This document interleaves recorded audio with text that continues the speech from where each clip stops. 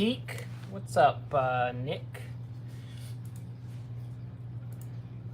Just dropping in this in the Discord real quick. I think I'm getting sick, bro. My throat's feeling a bit unhappy.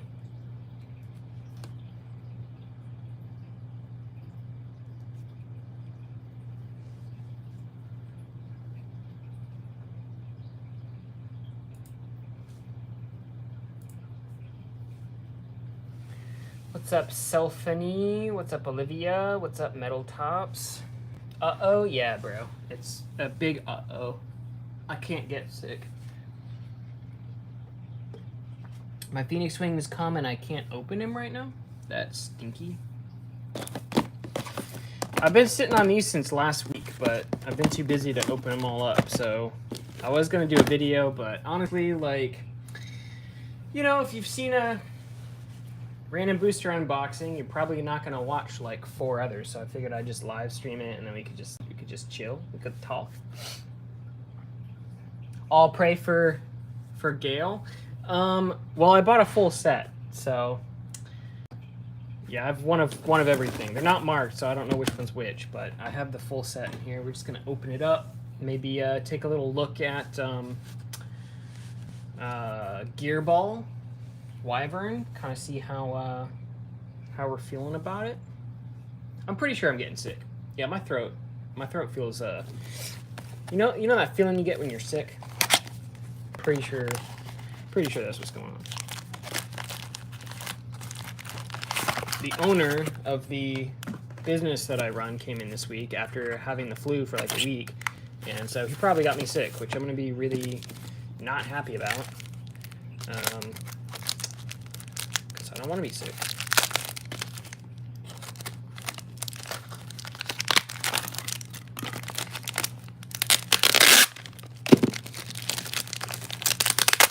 So you said Wyvern being purple from Burst? That makes sense. Get off of there. Oh man, what could it be? Any thoughts? Any thoughts? Ba, ba, ba, ba. It is. It's the prize. The first one we opened. That is a very interesting shape. That does not feel that heavy either.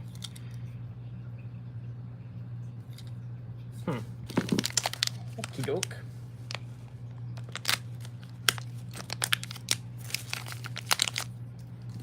This is 580, correct? Man, the gaps between the ratchet and the blade are insane. Apparently it's really good. I've heard mixed reviews on this, but we'll probably mess around with it for a little bit.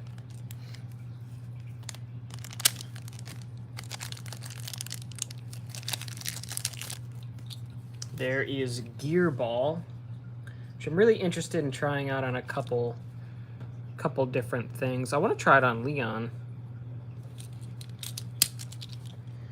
So that's the prize. 41 grams. Is that for the whole thing or just the blade? I might have to weigh mine actually.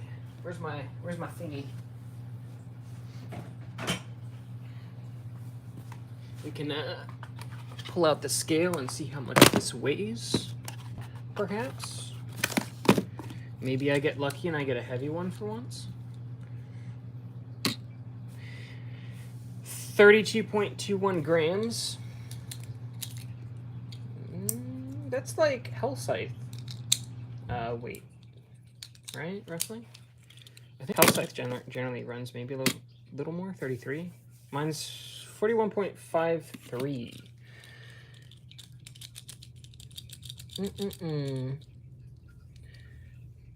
41 grams. Yeah. Okay. Let's see what this next one is.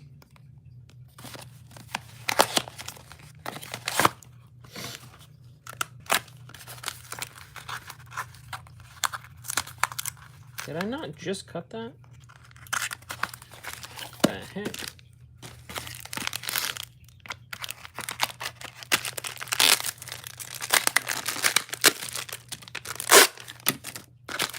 Did you guys get the new random booster? Are you plan to? I am really looking forward to the red Leon Claw that's in this set. Honestly, all the recolors look pretty good. Let's see, what do we got? Night Lance. To me, this is like the most uninteresting recolor. It just looks black to me.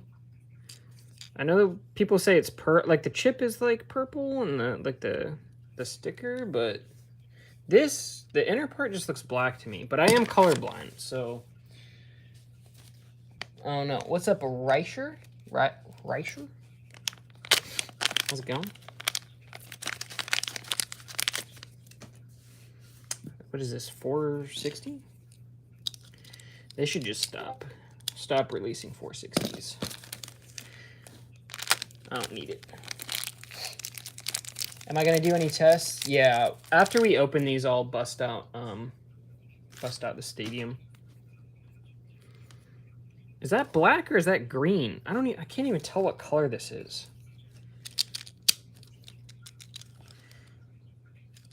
Night Lance.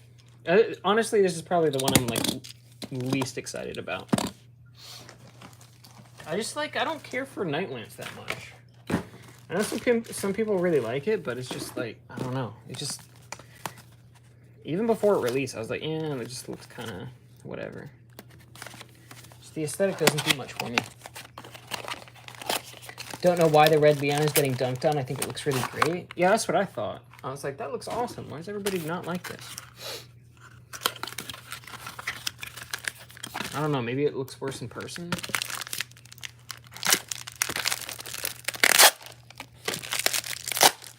Maybe my yellow wyvern will be heavier.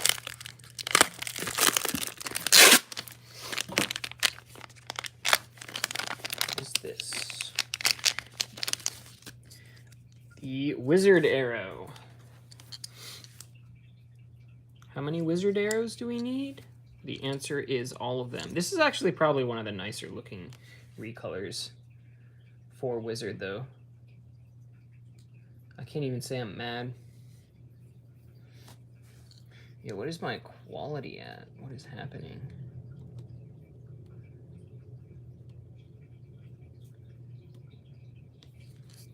Is that my Wi-Fi? I'm the only one connected to it. There's no reason it should be grainy looking. I can't tell if it's my laptop or if it's my phone. What is the bit rate?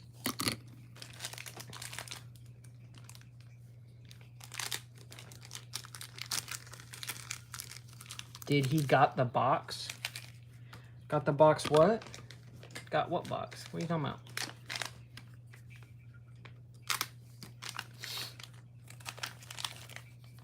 It's fine. This comes with a purple 480. It looks pretty good.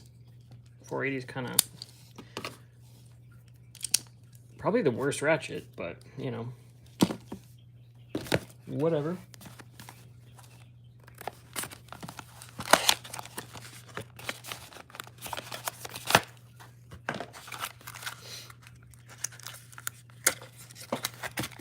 What's your favorite in this random booster? Probably the Viper Tail or the Red Leon. The blue Viper Tail looks really cool, and the Red Leon I think also looks really cool. The honestly, the Wizard Arrow looks really good too. Oh, most of the recolors I think look really good in this set. There's, speaking of the Viper Tail. Yeah, that looks so nice. Greetings. What's up, Cypress? Lucario, what's up? What's up, Aki?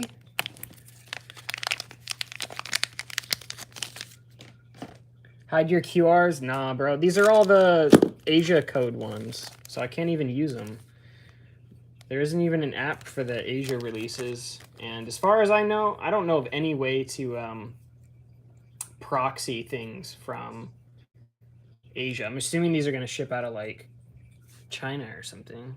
I have no idea what market these are for. Is it maybe it encompasses multiple places, but yeah, I don't know. I don't know anybody that would ship it to me if I had them. I'm just gonna throw away the codes.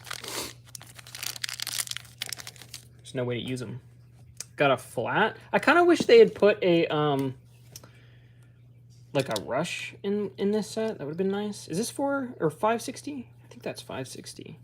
It's a cool blue color. I'm not gonna be mad about another 560. This is like a pretty good combo, like right off the bat. I would replace the bit, but yeah. Definitely one of my favorite colors so far. Honestly, I think the Viper and the Wizard are some of the best colors in this set. The green that they picked for Wyvern and the yellow that they picked, I don't know. I mean, I don't hate this color, but I would have rathered something else.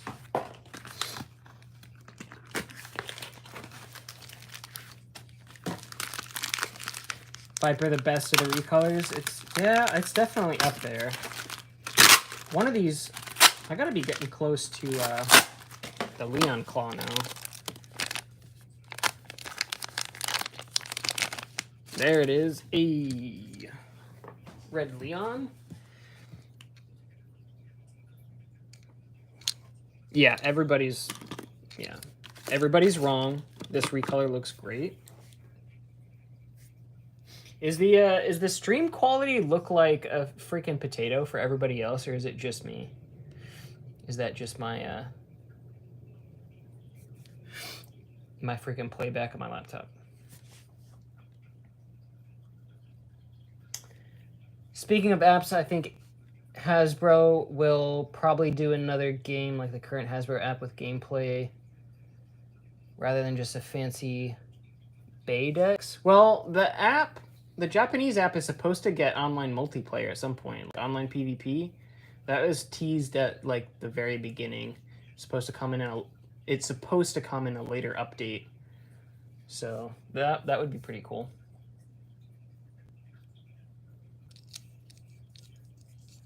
You can create a Japanese ID.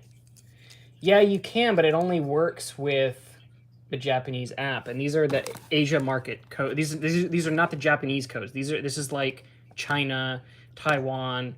I actually don't know what all countries these Asia market ones cover. I mean, I would assume it would be China. I don't know, maybe Thailand. I have no idea. I'm not sure. But these codes with this sticker on it are not compatible with the Japanese app, so they're useless. At least for me, because I don't know of any. Like I said, I don't know of any proxy services for. Oh, that is like a blood red ratchet. I wish it wasn't 380. That is such a cool color. We got High Needle. It's actually a pretty cool color, High Needle.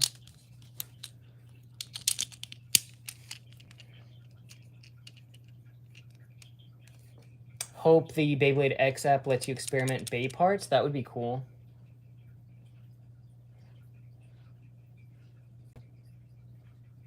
All right, let's actually I want to see how much this Leon weighs. Be heavy. Be like ridiculously heavy for no reason. 35 grams. 31.35. Is that lighter than my black one? Oh my gosh. 31.35. There's my Leon. Here's my black one. Hold on. How much does my black one weigh?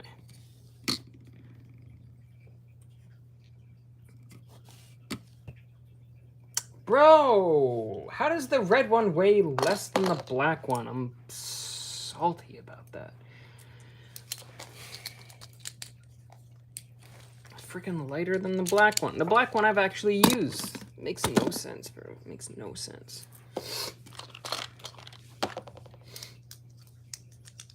Only thing I'm looking forward to with Hasbro is the Drake release. I'm looking forward to recolors. Definitely looking forward to Hasbro recolors. All right, last one. This should be the yellow Wyvern, I believe. What even is 84? Too easy to get burst. There's some people that have built like some taller combos that can be all right if you're like tilting. So like Knight Shield on like 80 and High Needle if you tilt it. It's tall enough that it's not going to immediately scrape out. But the issue with that is like one side of your Beyblade or your ratchet is like completely exposed. I don't know, it seems kind of risky to me.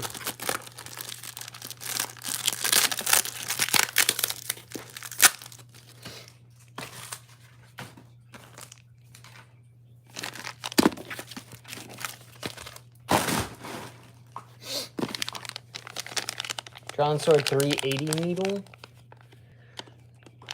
is good.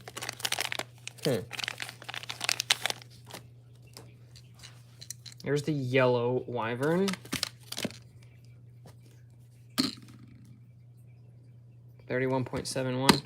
The yellow one's probably the one I'll be doing all the testing with, honestly. I've been trying not to use the prize colored stuff. So like the prize Shark Edge, the purple one, I haven't been using. I've just been using the yellow one. Same with the Viper. That is a yellow taper. Looks banana flavored. Okay. Man, the gap for Wyvern is pretty substantial.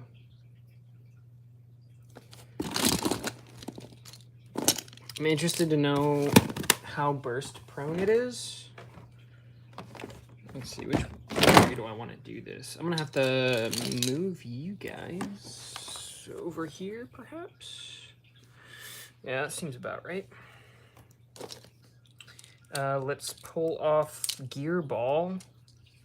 Stock combo is 5. Is that 580? That's probably not going to be great. Where is...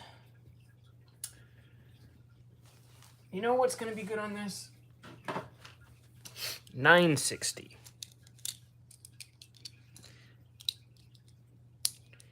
I think that's going to burst way less.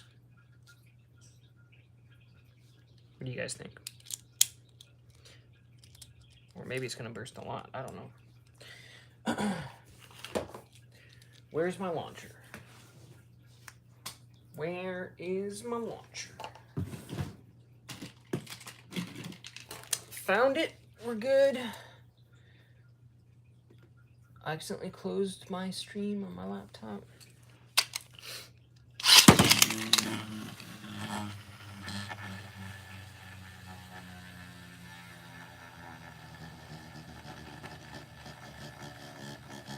What you wobbling for, Mr. Wyvern? What is that about? We don't like wobbles. All right, where is...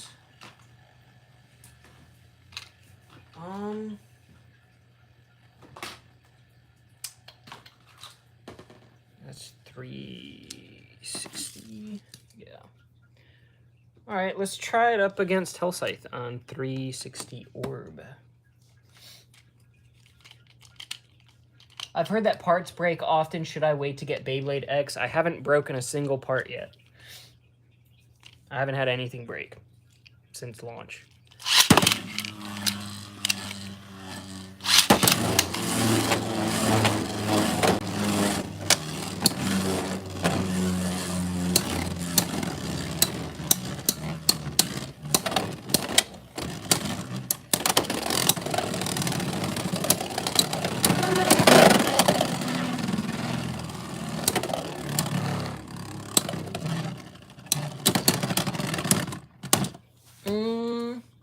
Yeah, I got the whole set. Where's a ball? I need a ball tip. Ball tip, please. Bro, where are all my freaking ball tips? Why is there so many tapers? Okay, that's a ball. All right, that's, what is this? That's 360. All right, let's put this. I'm actually gonna do, we're gonna do mirror match. Wait, is that 360? No, that's 380. That's 360. Okay, we're gonna do Viper on 360 ball. And we're gonna do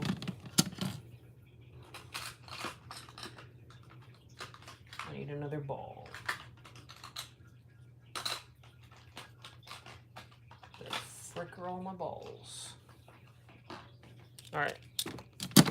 And we're gonna do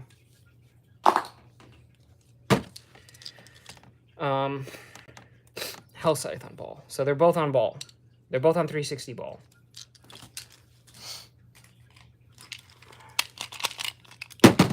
Okay. Are you competitive testing? I'm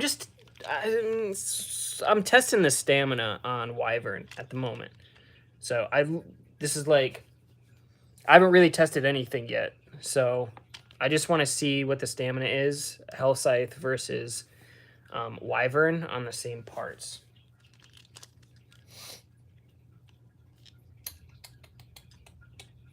All right.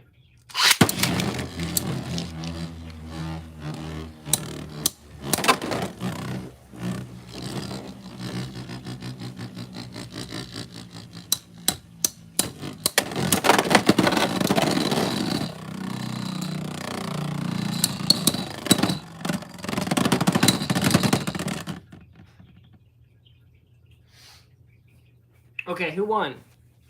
Oh, wait. Okay.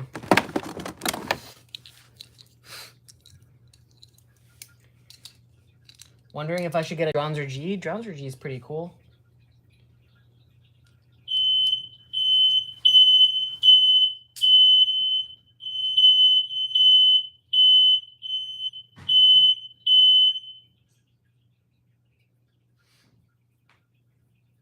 Well, that was fun.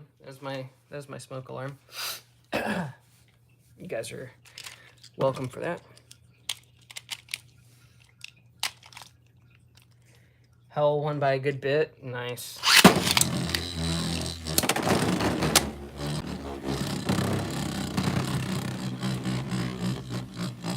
Launched so hard he started a fire. It's so wobbly.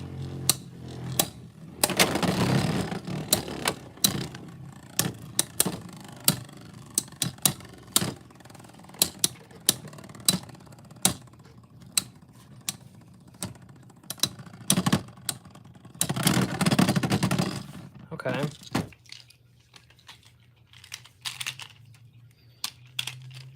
Wyvern won that time.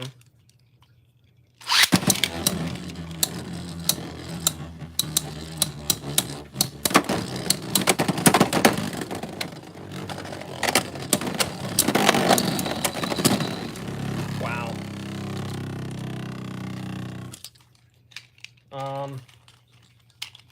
The burst resistance, the gap between the ratchet and the blade on Wyvern looks like it's gonna cause some issues.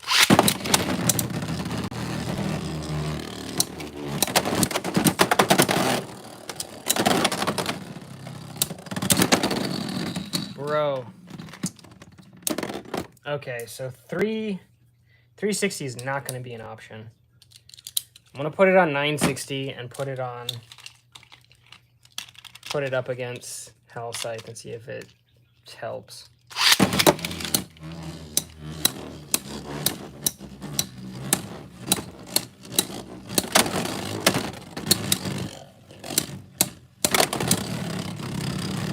Grip attacker versus Beyblade X? That sounds like a terrible idea.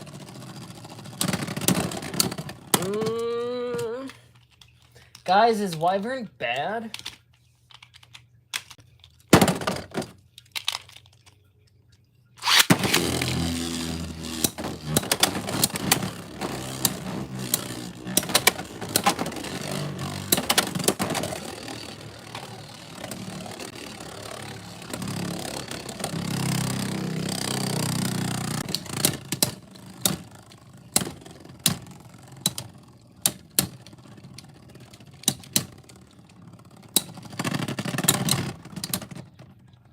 loose connections. It's not loose connections. It's the gap between the blade and the ratchet. It's like way more exposed than other blades.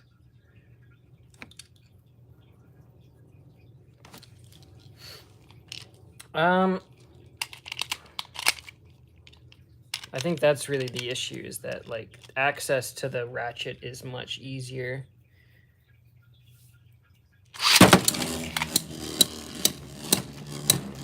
This isn't stock Wyvern though.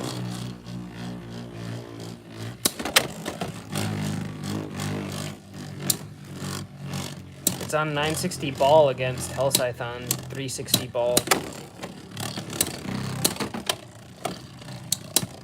I also tried, well, it won that time.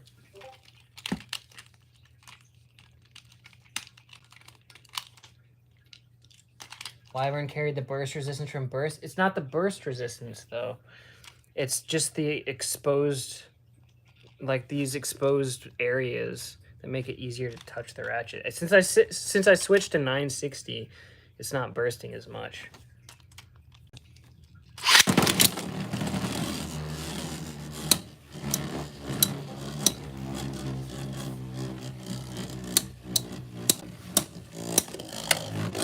I think 360 is just not going to be an option.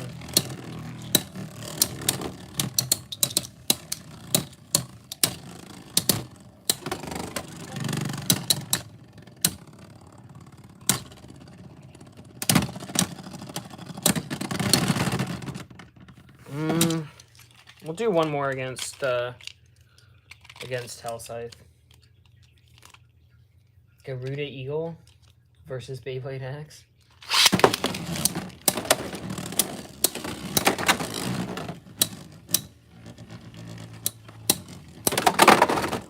Maybe it's better with Gear Ball? Maybe. Let's try it with Gear Ball real quick.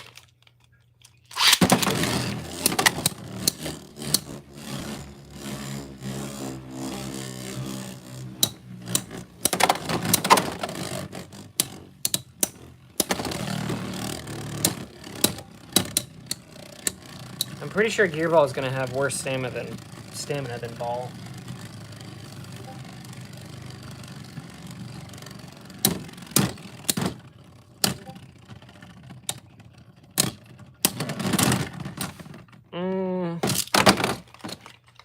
Okay, so maybe it's not awful. It seems to be way closer since I switched the ratchets. Oops.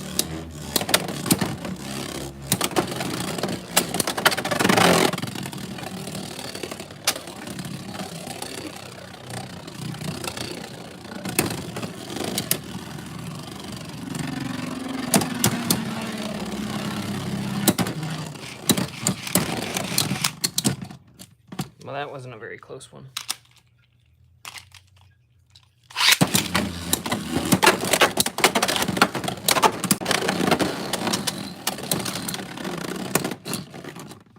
Okay. Well, there's a win for Wyvern. There's a burst. Let's try it up against Hell Chain on Ball. This is 560 Ball. The wobble's awful. Yeah, it's not great.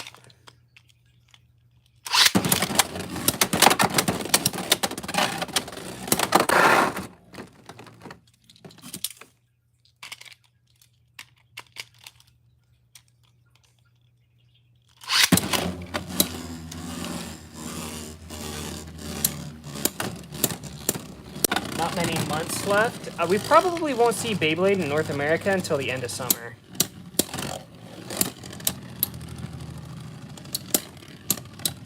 Like at the earliest, I would expect August, September. Maybe a little bit early we see product photos, but I don't think we'll actually get any products in store until mid-late 2024. Do Plastic Gen against X? No. I would rather not. What's up, Newsel? How's it going? We using the old noozle, the noozle. We got the 15-degree attachment, and then the little attachment for the stringy thingies. Do Uriel? I already broke one Uriel.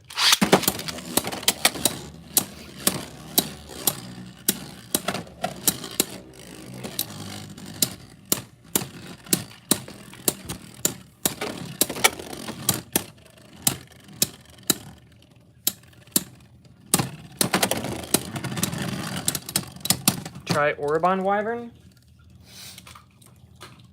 All right.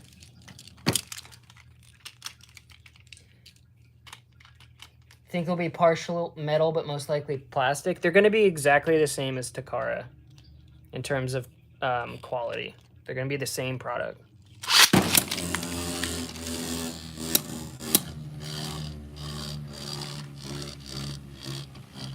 How did I like Random Booster 2? I like it. I think Wyvern is not great. But Red Leon Claw looks amazing. So does Viper Tail. Awesome. Looks amazing. Wyvern? Wyvern's not very good. All right, let's try this against, at least for stamina, not good. Not good. Let's try it against Wizard Arrow.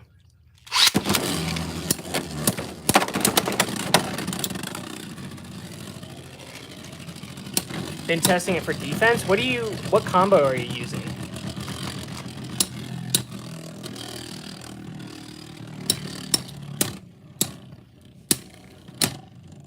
The prize one unbalanced? Yeah, I'm pretty sure it's just the design of the wheel. 460 needle. Well, it beat Wizard Arrow, so that's something. All right, let's we've done a lot of stamina stuff, so let's go ahead and try it. Let's try some defense combos, I guess. So we've got Wyvern. I'm gonna do 960 needle. And we will put it up against some spinny tops. Where's Rush? Actually, we'll just put it up against Leon Claw and Taper for now and see if we can handle that.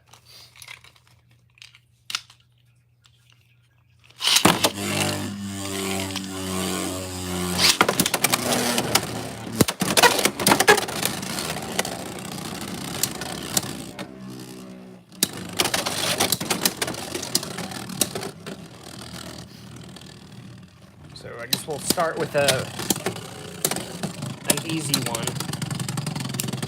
If it can't handle Leon Claw, then we got problems.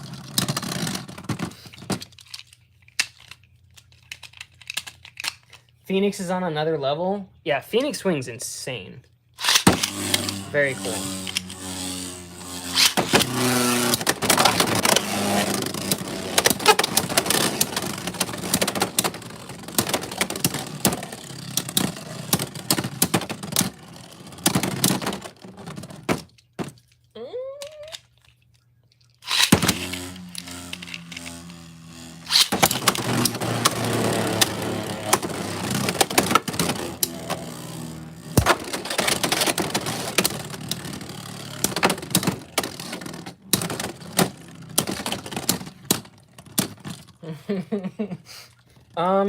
What about Feather? Feather's all right.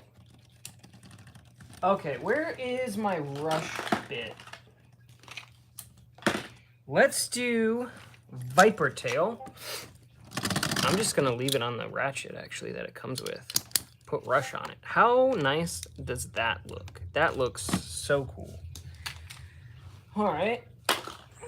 And let's put Leon Demolish Wyvern. Yeah, let's put Wyvern against Viper. I will say that 960, like, before Wyvern was bursting like crazy, 960 has not been bursting. But Viper is, like, way more, like, I think way more focused on, like, ratchet contact. So we'll see.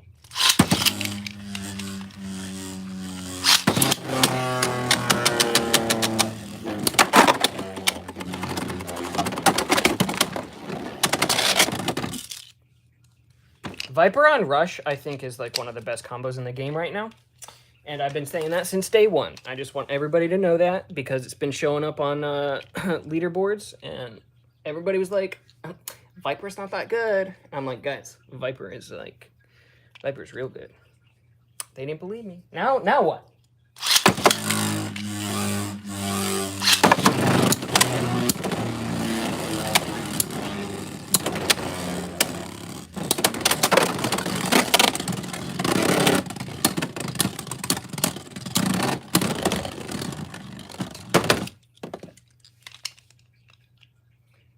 Gotta try Viper on Rush? Definitely.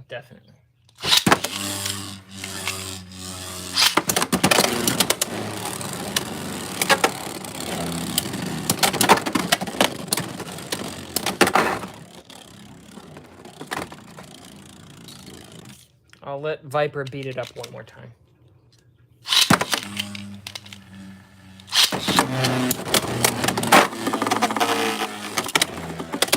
Is too scared. Wyvern is too scared to fight my amazing combo. Okay. Wyvern's really light. Yeah, it really is. It's really light. Okay, let's move this over here.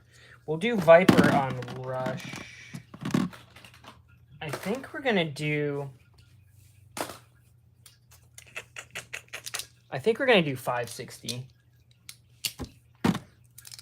Just because it's the heaviest 60 height ratchet. 960 is actually lighter. And we'll do Rush. So because of the shape of it, maybe if you get low, you can kind of get some upper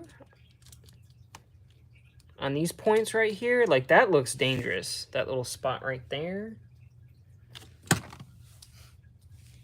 Okay, what is this? What am I looking at? Let's throw that back in there. We'll put this over here. I'm so unorganized. What goes on this? I don't even know. I just got bits everywhere. What is that? Point? Okay. All right, let's do an easy one. We'll just bring out the Wizard Arrow. This is on 480 needle. See what it does against this. So we've got Wyvern on 560 Rush. Oh, all right.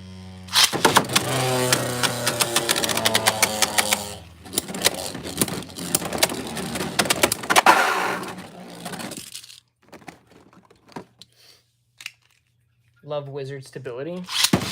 Wizard is cool. I like Wizard.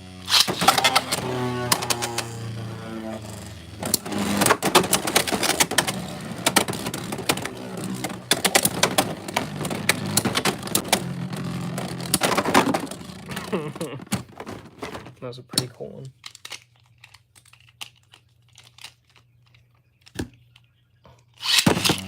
Maybe it's just gonna be better for attack.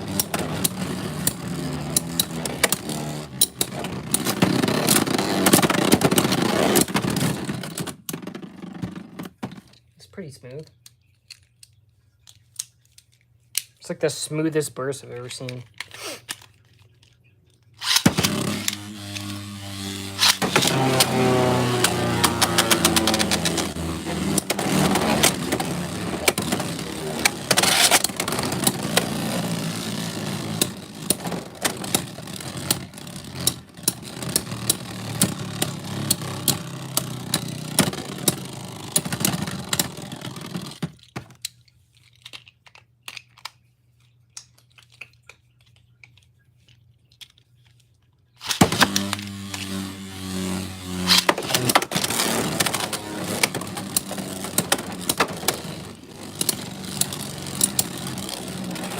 I might try Taper instead of Rush. I kind of feel like I want this to be just a little bit faster.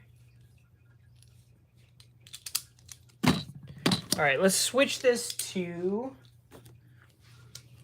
something harder on 560 taper.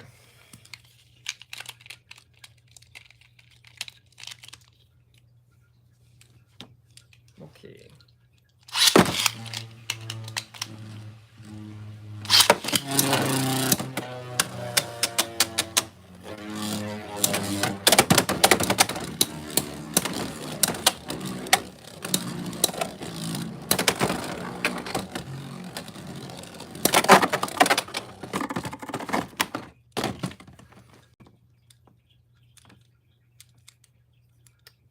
Yeah, so this one point here is taller than all of the rest of the points on the blade. I was wondering, like, because like sometimes it hits and it doesn't make contact, at like really strong contact, and then other times it feels like it barely hits and it just sends a thing flying. So I think like this part right here is what's actually doing all the work. Fascinating how Beyblades change completely their performance according to who's launching it. Well, yeah.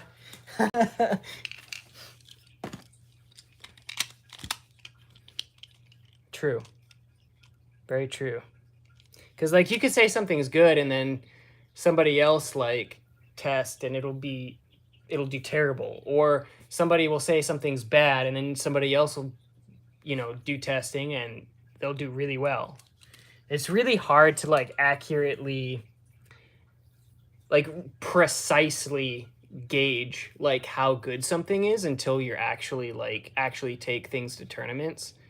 This like tournament play and solo testing is just completely different. If you've got more than one person, and that's different. Like as long as it's like 1v1, like then it'll be a little more accurate. But then you've got people who launch different. So if you're playing against the same person all the time, and then you go play up against somebody else who has like completely different launch technique, that changes results too. Like I don't launch flat, really. I like attack types. I do not launch flat, pretty much ever, unless it's drawn sword. Drawn sword you can launch flat because it doesn't make a difference, because it's just straight up smash attack, and there's no incentive to tilt over just flat launching. Like after doing testing, like the win-loss percentage was basically the same for drawn sword. But other things, like I like to tilt because I end up over here, and it gives the other Beyblade time to settle in the middle before I catch that ridge. I just catch the ridge right off the bat. Like a lot of times you're just gonna miss. Anybody know when the Unicorn Beyblade comes out? A couple weeks. I love launching them flat. Extreme dashes are the best. I like when it catches, but there's something very satisfying about like doing a delayed launch and it sort of catches right here, just like chills for a minute and then one big hit. Or it doesn't even have to hit the extreme line. It just like catches right here and it just knocks out. I don't know. I find it very satisfying. But, you know, that's the cool thing. Everybody's got like their own technique, I feel like.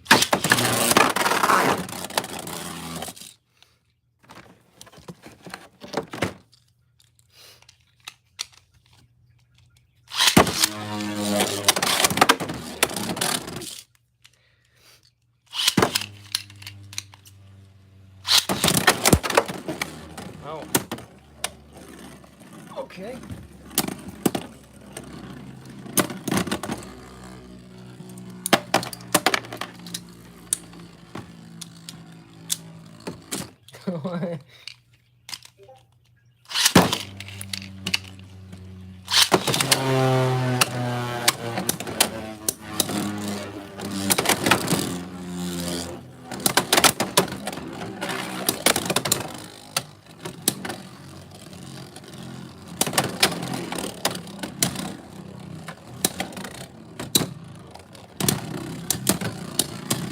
Wyvern's such a weird Beyblade.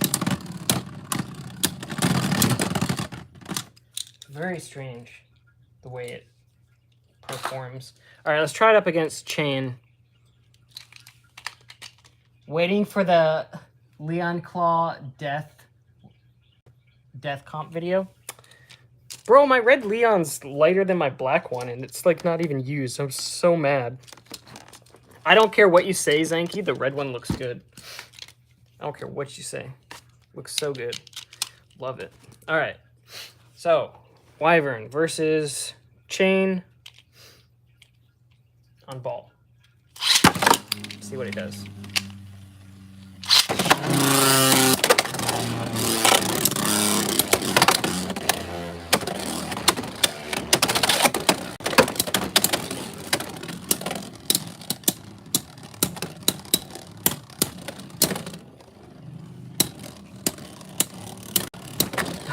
On the hard Leon coat?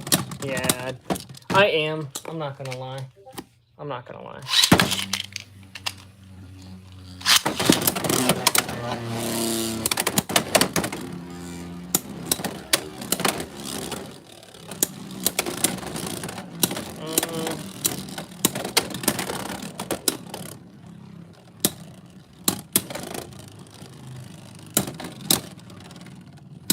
If it was heavier, you think it would be better? I think, yeah, I don't know. Maybe. Hey, it did win there. It did win there.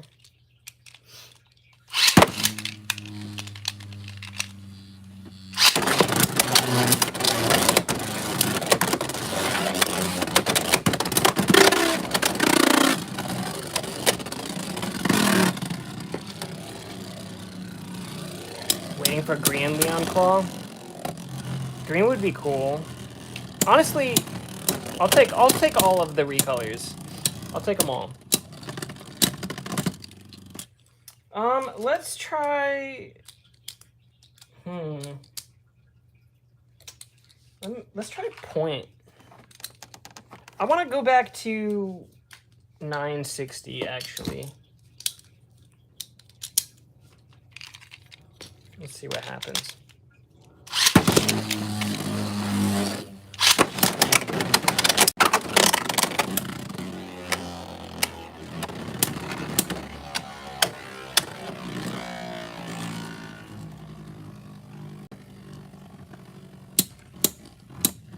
Yeah, pink would be cool.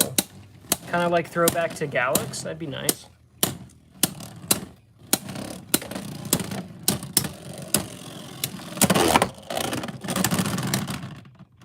Wyvern's so weird, guys. It's so weird.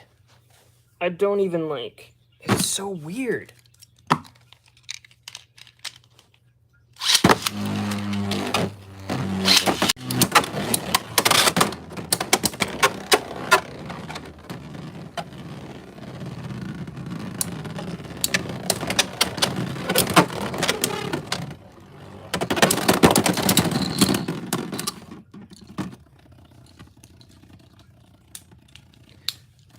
Like, I legit, like, it's weird.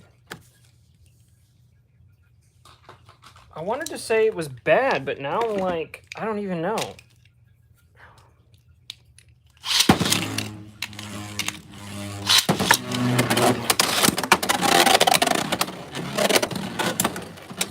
Okay, well, that wasn't great for it.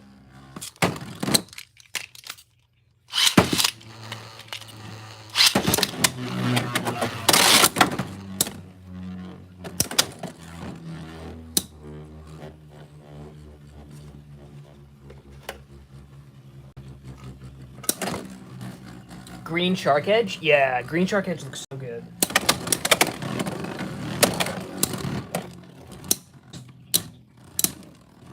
Definitely need more green recolors. All of the green stuff actually I think looks good. Like Green House I think looks great too. Okay. We haven't really tried it against a whole lot of attack stuff, I guess. One thing I did want to try, actually, was Leon Claw on Gear Ball. Like, I know it's technically not an aggro tip, and it's got lighter burst resistance, but I just want to try it. So we'll try it against our Wyvern at 960 point.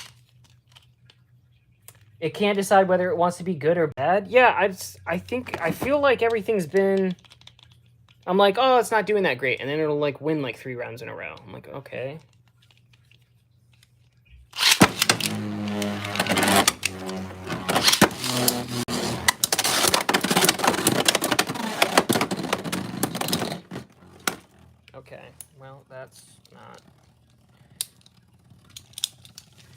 That wasn't good.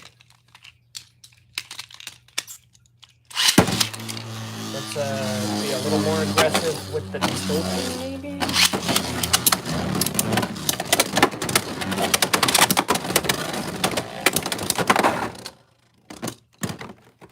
Okay, Mr. Leon. Where's Hellsite?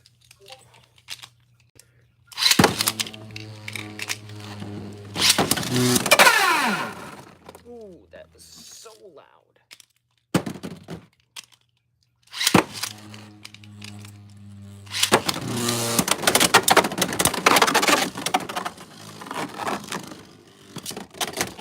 Look, here's the thing though. Leon Claw is already risky, so like, if Gear Ball makes it better, even if it adds more risk to it, like, I'm gonna do it. So this is Hellside 360 Orb, by the way, and Leon Claw and 560 Gear Ball.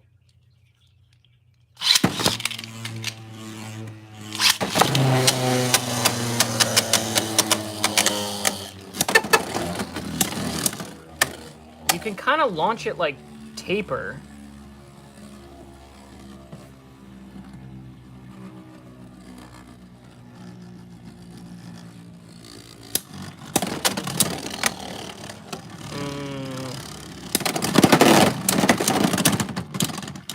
Oh, okay. Do you know if they'll have G1 tournaments in the West? We don't know anything. Why no launcher grip?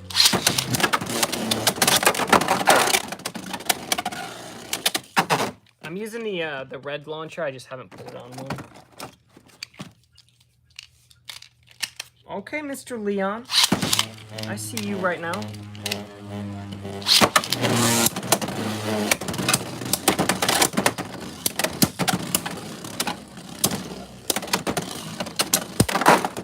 Okay. Okay.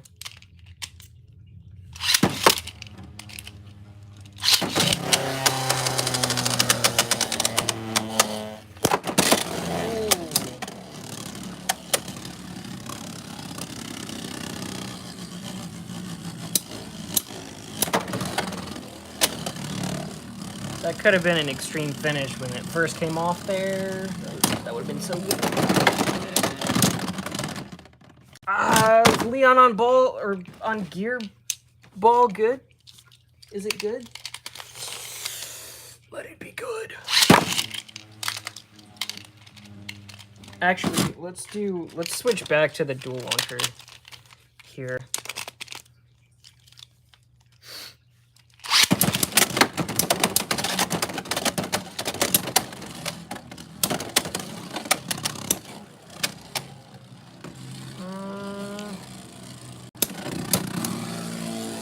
The only thing I don't like about this dual launcher setup is, like, if I'm trying to do a very specific launch, it can make it challenging because there's two blades that are being launched at the same time versus me, like, really being able to focus on getting the right angle and sort of flick.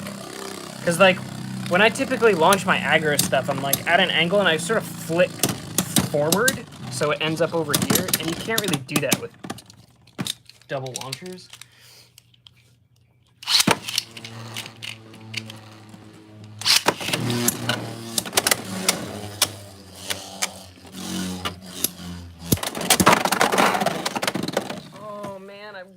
The burst resistance on Gear Ball was a little higher. Power is split between two. It's not split, you just gotta pull harder than you normally would because there's more tension. Stop wobbling.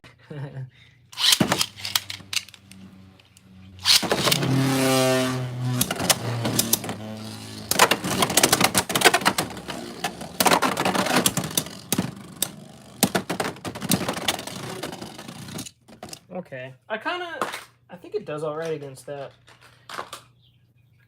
Like, I think it actually does all right against that.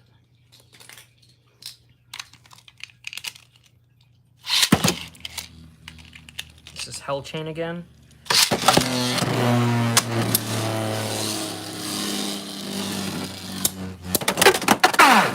Okay. That was unnecessary, sir.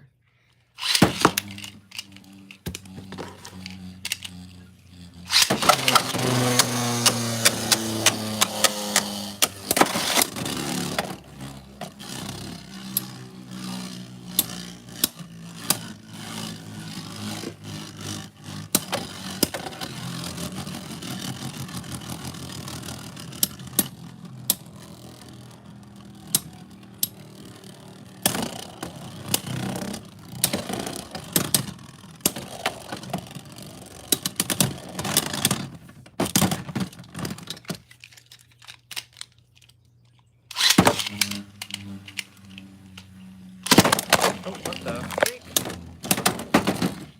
What just happened?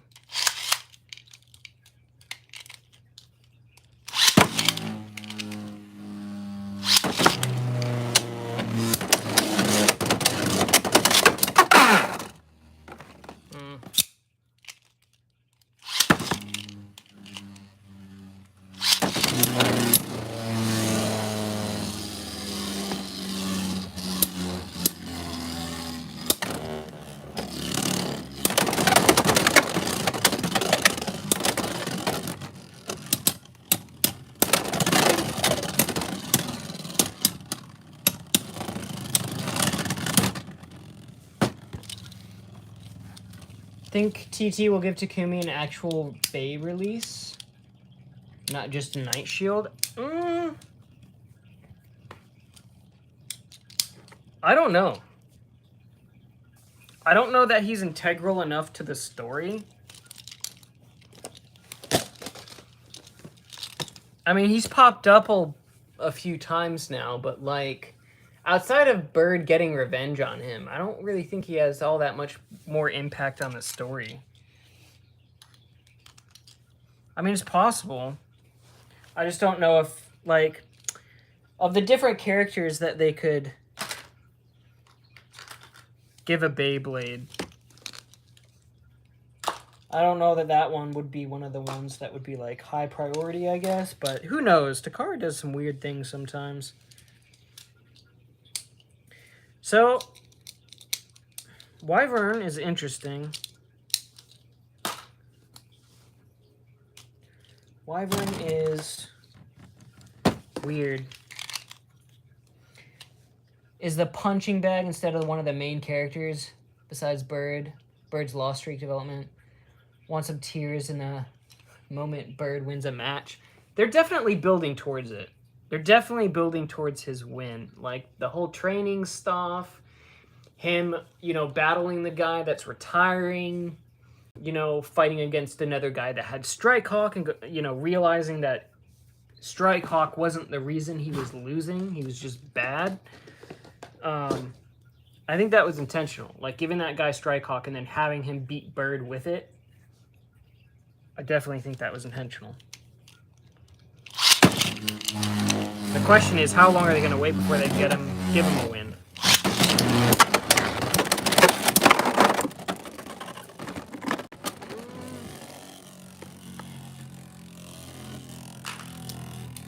I know I don't, but I feel like I have more bits than I do Beyblades. I feel like there's just bits everywhere. Where do they come from? Where do they go? Let's put that on there. Why are there so many wizard arrows? Enjoying the anime way more because of the extra stories and interactions. I still like the manga as a medium more than I like the anime, but I do like specifically the last few episodes of the anime. I like the filler and sort of the divergence plot-wise, like the episode 11 where he's like doing the training and stuff, I thought was really good. Episode 12 when he fights Carlos or whatever, who's retiring, I thought that was really good. The most recent episode where, you know, they're fighting the cheaters and stuff, I thought was cool. I think the last episode would have been a good opportunity to let Bird get a win, because, like, him winning against cheaters would have had zero impact on his progression in X Tower, and that would have at least given him a singular win, because he hasn't won, I don't think, against anybody. So Like, why can't he win against some random kid on the street to at least be like, well, at least he's capable of winning against somebody. I feel like the manga's a bit rushed. I think it's just the page count. Like, they can only put so much into a chapter, and it's only once a month, so the pacing's just a lot different, which I actually kind of like. But I do appreciate the filler that they put in the anime.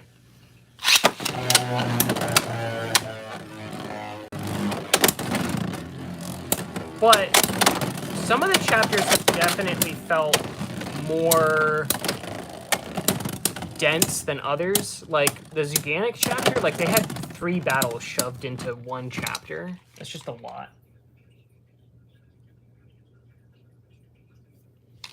Anime has banger opening. Yeah, true. One OK Rock is pretty dope.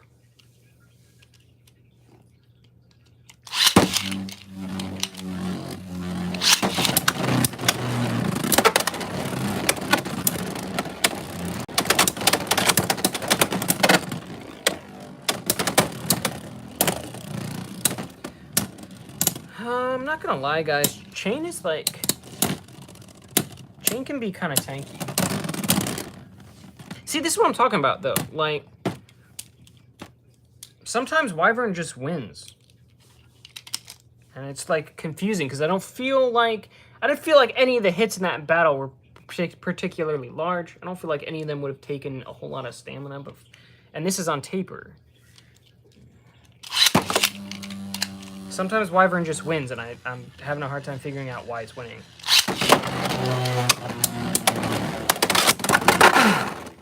Well, that one was pretty straightforward.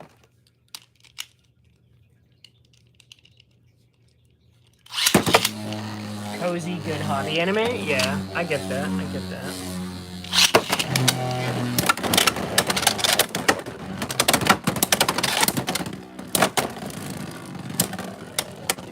I will say, like, the first 10 episodes, I was not into Axe. Like, the anime. I thought it was, I didn't think it was that great. But, to be fair, the first, like, 10 episodes just about are pretty much just one-to-one with the manga. Not that much divergence, so it was just basically consuming the same media twice. And, I mean, I could get into, like, all of the issues that I have with the animation, but I will say that the battle in the most recent episode was great. I wish all of the battles were, like, had that much energy in them.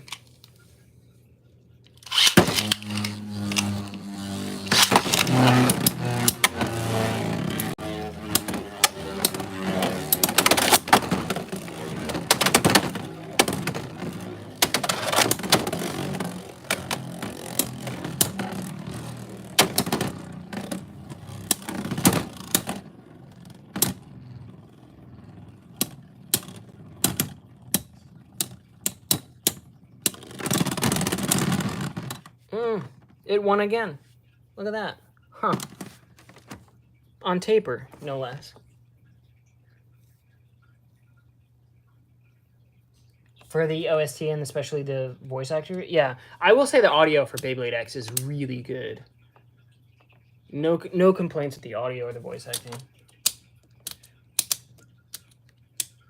Please do Plastic Gen stream at some point. Konnichiwa. Genki desu ka? Genki desu.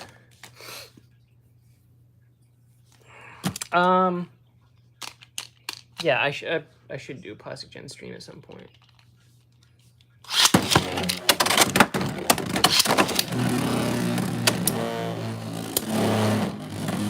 Has the animation improved at all? So once you get to... I mean, it's kind of like a loaded question. There's some battles in, like, the last couple episodes that I would say are definitely an improvement over the early ones. I think parts of it have gotten better. But I still have a couple gripes. I mean, my main thing is that, like, the anime feels like there's not a lot of atmosphere. And what I mean by that is, like, anytime something's happening in the foreground, there's almost never anything happening in the background. Like, there's very rarely any animals or birds or characters walking around or any movement. If they're inside a restaurant or a building, there's very little, like, they're usually empty or there's no movement anywhere. Like the sushi shop, there's never anybody in there. It's got to be like the worst sushi shop of all time, because there's never anybody in the shop.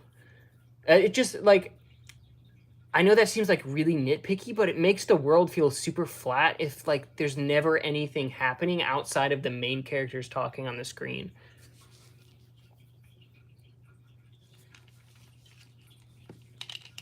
Usually get very good dubbed media. Be hard to find some good voice acting to be X. Guy is so good. Yeah, honestly, he sounds really good. Bird could have beaten the cheaters. The cheaters' blading strength is really a joke, especially their Viper Tail's puny 4 times Avatar. Yeah, it's kind of funny. We're giving away spoilers? Oh, my bad. My bad. I mean, I didn't really spoil a whole lot there. I just said, you know, there's cheaters. That's about it.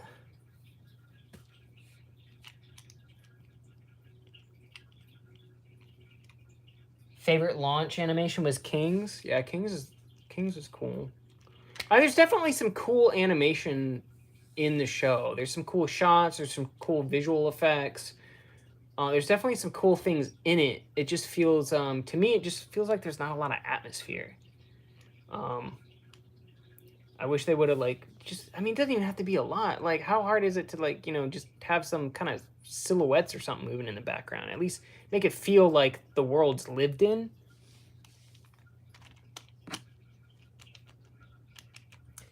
Classic old Bit Beast. Oh, you know what? I didn't even think about that. But now that you say that, that snake looks almost exactly like the electric snake from the first Game Boy Color game. It's like the very first bit that you start out with. Oh, that's so funny.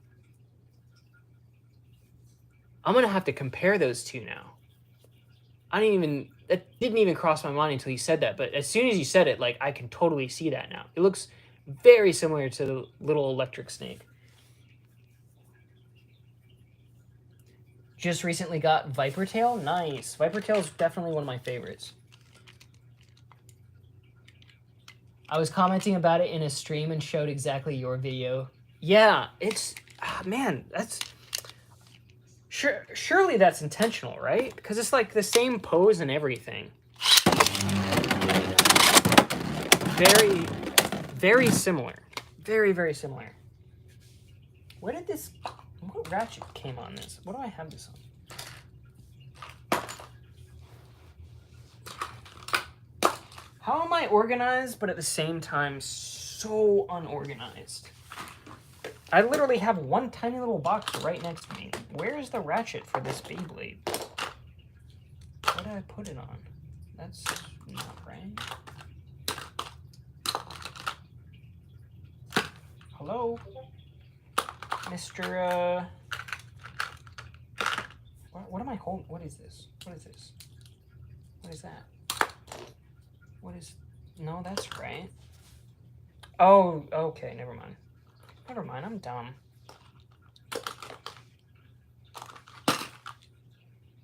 Wait, where's the freaking... I just had the wyvern. What'd I do with it?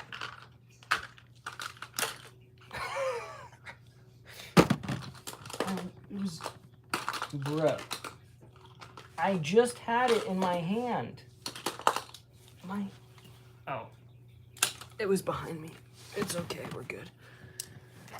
Nothing is by chance in media production, true. Might be going through some hard times, perhaps a strict schedule, a few people or something. Most likely. I mean, we already know, like, Takara Tomy really pushed the animation quick. Way faster than what is normal. Normally it's like half a year before we ever see the anime. Usually it's just the manga running for like, you know, a good while. So, and yeah, OLM, apparently, according to Zenki sources, OLM's been pretty spread thin, working on other projects or smaller team sizes and things like that. So definitely could be the reason. Let's put this on this. Let's stick Phoenix Wing against Wyvern. Put it back on Gearball. Team was already reduced by DB because Burst. So much more beautiful in the beginning. Yeah, I heard like a large chunk of the studio left because of the working conditions, and then started their own animation team.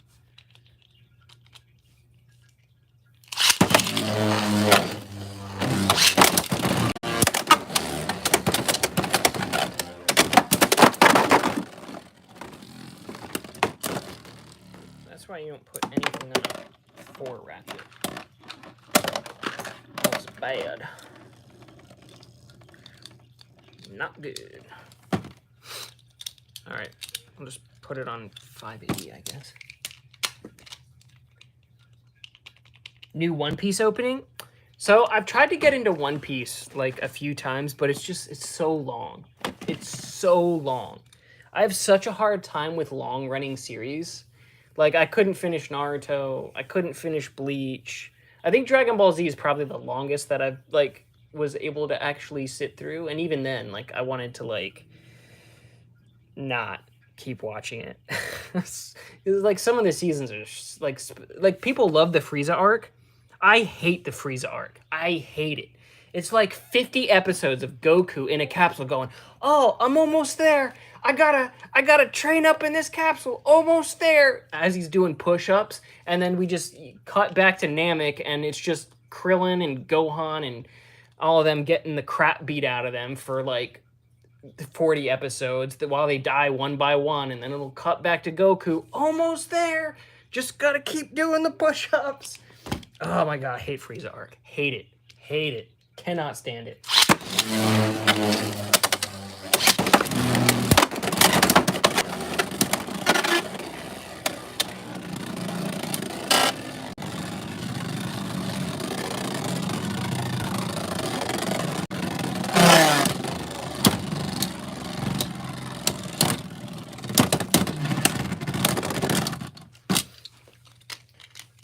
Someone else hates the Frieza arc. In Kai, it's so much better. It's reduced a lot. In the 90s, they had to pad out the anime. Well, look, unless they cut down the Frieza arc to 5 episodes, I ain't watching that season again. Ain't no way. All of the other seasons, I'm fine with. Like, the following season, like, not a problem, bro. The Cell Saga, no issues. Love Android 17 and 18. The Boo Saga, yeah, I like totally fine with it. GT doesn't exist. We're not going to talk about it. Super, I'm behind on though. I will say I'm behind on Super. But yeah, typically, like, as far as anime goes, like, I have a hard time watching super long series. Like, if it's more than, like, 3 seasons, 4 seasons, there's a good chance I'm not going to finish it. I really like short series, though. Like, Gurren Lagann's pretty short. That's one of my favorite series. Fully Cooley, it's like, what, 6 episodes? Love that series. Initial D is kind of long. I do really like Initial D, though. Bakuman's 3 seasons. Death Note's, what, 2 seasons? Right? 2? Is it 2 seasons? Pretty sure. Trying to think of, like, Genshiken. Genshiken's like a slice of life, though. And even that's like 3 seasons? And those are like 20 minutes-ish. Probably have a pacing correction. I can't... the One Piece manga's super long, too. Yeah, Soul Eater. Soul Eater was pretty short.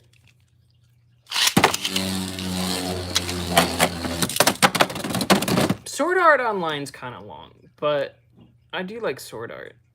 Or I like the idea of Sword Art. Because That's another one that I'm like not caught up on. But it's like not really about a video game anymore. That's like, that was the cool part of it.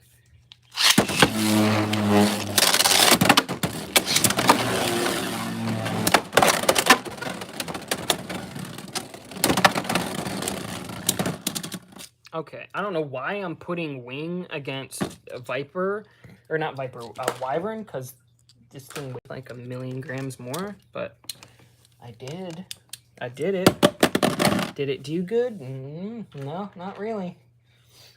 I do think 960 is the ratchet of choice for this, though. Because it bursts way less on 960 than anything else.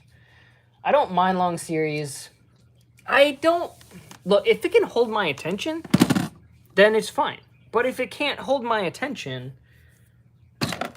that's where the issue is. If it's good for 1,000,000 episodes, then fine. I'll keep watching it. But if I get bored with it, I'm just not gonna keep watching it.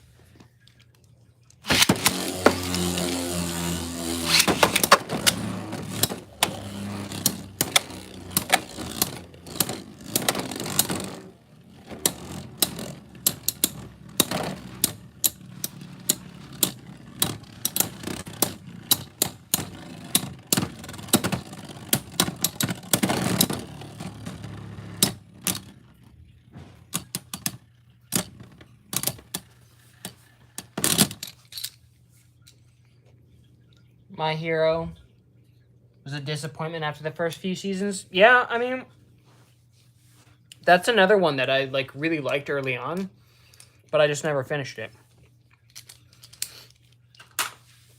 Attack on Titan I liked, but it took too long between seasons for it to come out. By the time like second, third seasons came out, I just like didn't care anymore.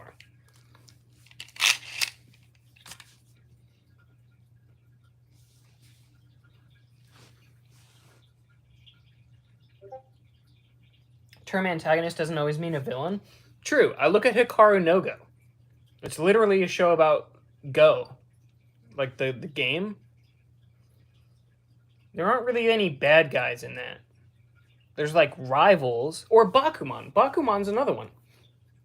The one about like the characters that like draw manga and like want to be professional manga artists. It's technically a shonen series. There's not really any bad guys in it. They're just like rivals that want to beat each other like in rankings in the magazine and stuff.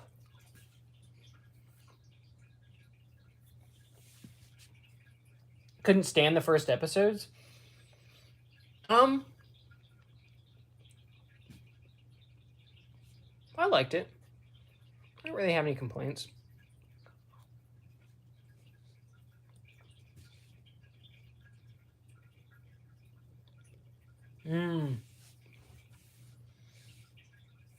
One Punch Man was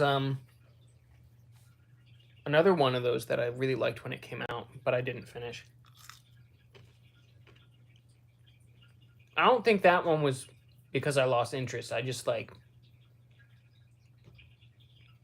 I don't know. I think I was watching that around the time that I moved last, and I just never picked it up after I moved. Pokemon and Digimon person? I haven't watched like Pokemon anime in a long time. What was that Pokemon anime, like the short that they did? It was like, it wasn't, I don't think it was very long. It was like 6 episodes or something. It was basically the plot of Pokemon Red. Was it like Pokemon Origins or something? That was a really good series, but like, yeah, I don't know. Some of the Pokemon movies are pretty good. I think Digimon as a show is better than Pokemon. Way more interesting, I feel like, as a whole. At least the first series, like Digimon Adventure, I would say is like really good for a kid's show.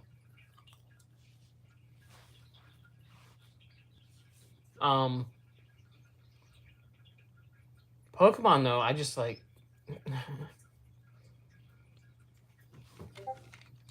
Pokemon was too much like episode of the week, like nothing really ever progressed.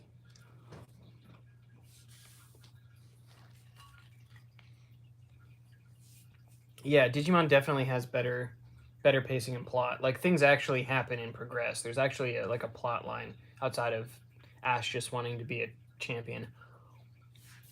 Like, Pokemon would have mini arcs, but they were like usually really short in terms of actual storyline. Any series about what X Season 2 is going to be? World Championship.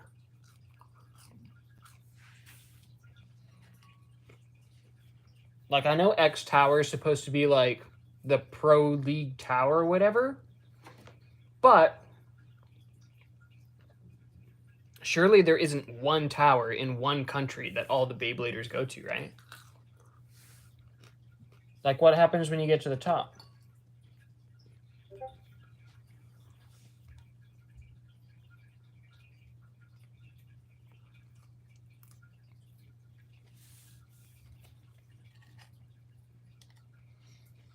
Pokemon Horizons is interesting. First anime that series,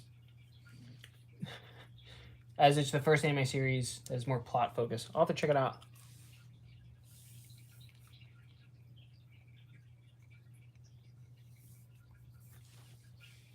That's kind of what I was thinking, that, like, after they got to the top of the tower, then they'd, like, fight the top contestants from every country. So, like, maybe there's an X Tower in America, Canada, I don't know, South America, Europe.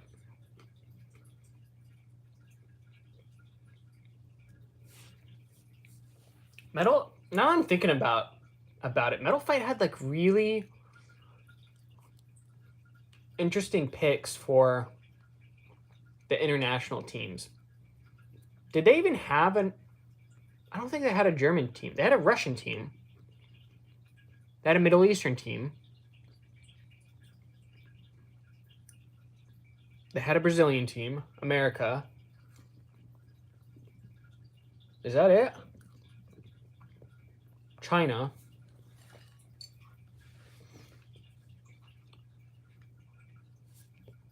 I think Bakuten Shoot had the most, like,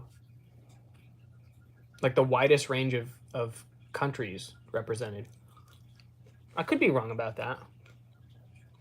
Granted, Bakuten Shoot's representations were oftentimes, like, borderline stereo. Well, no, they're not even borderline. They're definitely stereotypes.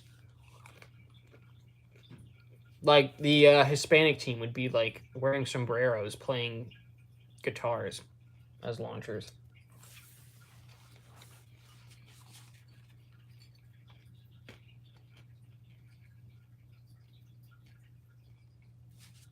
The gimmicks are what you're worried about?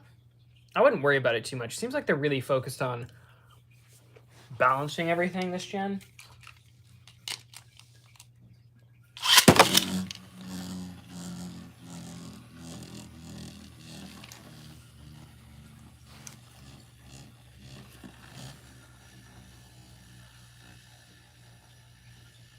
Very stereotyped.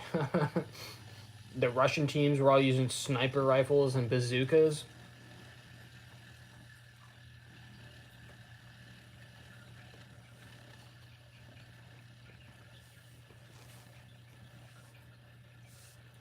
Thought they'd keep it relatively balanced for Burst, and then we got DB. Well, Burst stopped being balanced after, like, God series. Like, every subsequent series got bigger and beefier and bulkier. Like, I mean, you could really argue that even God was, like, outclassed everything before it, too. Like, Burst power scaling was, like, pretty bad right from the start. That's why there's, like, 4 different formats for Burst. Or 5.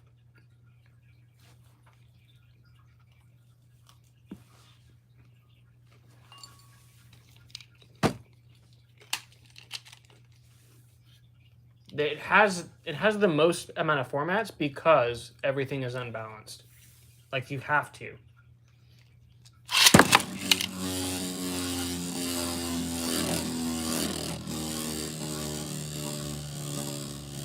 Skill sparking should have been the last system. Honestly,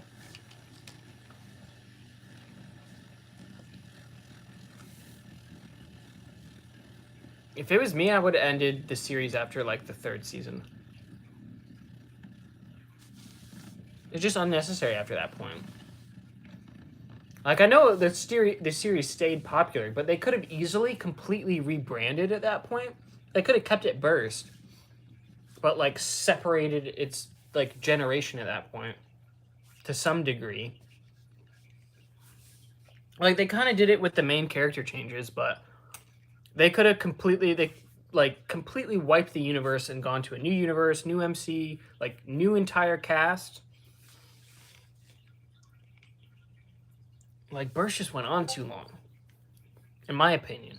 Like, I said, if it goes on for too long, I'm just not gonna stay interested. Like, I can't do 7 years of, you know, one Beyblade series. I can't do it. I'm not saying GT's not cool. I'm not saying like get rid of GT. I'm saying like I would have cut it and then like made a new anime, new characters, no more Vault, no more Shu, no more any of those characters, completely new characters, and like rebranded, new logo, new everything. You could still keep it Burst, but like rebrand it as like Burst something else. Well, I guess Burst GT.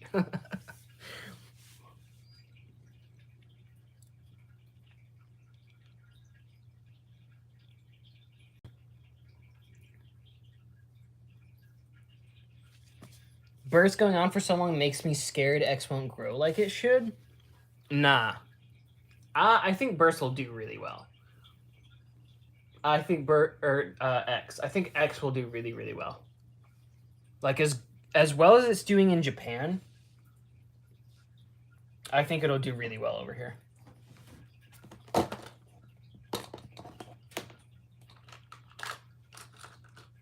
Like, X looks really good too. Like, they look nice. They really do. I hope they do the packaging well. For like Hasbro, I hope the packaging looks good.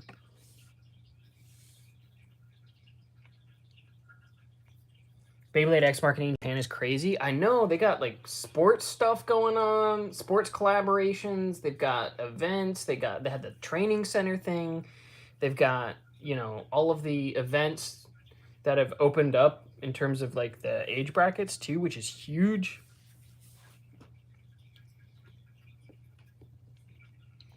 X designs are so clean. I really like them. Some people don't. Some people are like really critical of the X designs. They say it's too simple, but I think it's like a really nice blend of like Metal Fight and like, I feel like it takes design aesthetics from all of the different gens. Like, the chip reminds me of Bakugan Shoot mixed with the face bolt in terms of like the designs of the actual like characters. And then the blades themselves remind me a lot of Metal Fight, but some of them really remind me of like Burst. Like, Drawn Sword looks very similar to like Valkyrie. And they're getting more, the shapes and stuff are getting more dynamic, I feel like, with each release. Like, Phoenix Wing looks pretty ornate, I would say. There's Euganic stuff too. Like, Viper Tail looks ornate, detailed. Leon Claw.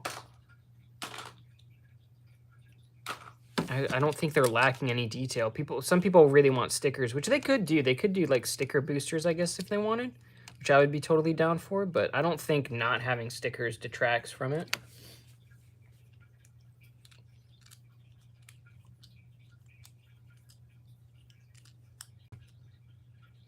It's how vertical... Wait, what? One thing that I like more in X compared to MFB is how vertical are the blades and how they interact. Yeah, well, so X, the issue with Metal Fight that a lot of Metal Fight fans don't want to acknowledge is that the shapes for Metal Fight are like largely very round. Like, very, very round. There's not a lot of like sharp angles. There's not a lot of like really like there's nothing like Viper Tail in Metal Fight. Like this is a shape that you would not see in Metal Fight. And then like the very aggressive, like even Drawn Sword, I would say is probably too aggressive for Metal Fight. Like even pre-hybrid Pegasus, like even like the sort of sharper lines are more rounded than what Drawn Sword is in terms of like the 3 attack points. It's more like blunt than it is like hard angles.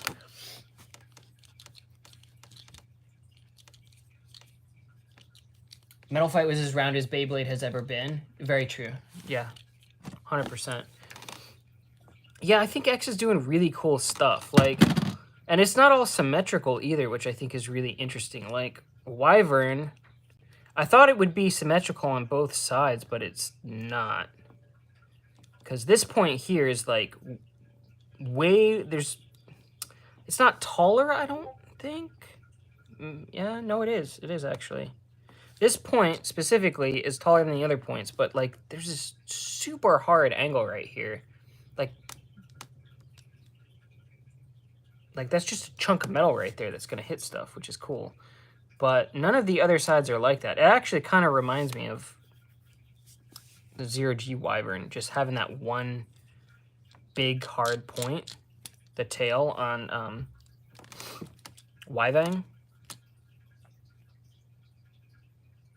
But they could have left a little more weight on it. That would have been I wouldn't have complained about it. Blitz and Very Aries. Yeah, Blitz I would say is probably the most aggressive shape. Very Aries even I wouldn't even say is like super aggressive. Drawn Sword reminds me of Omega.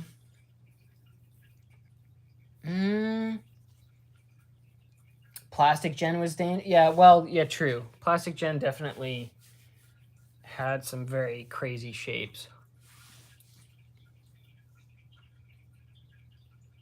I want to see what the first unbalanced X-Layers and Ratchets look like. You mean the blades? They're no longer called layers, they're blades. Airflow? That's what they say. It's supposed to be airflow.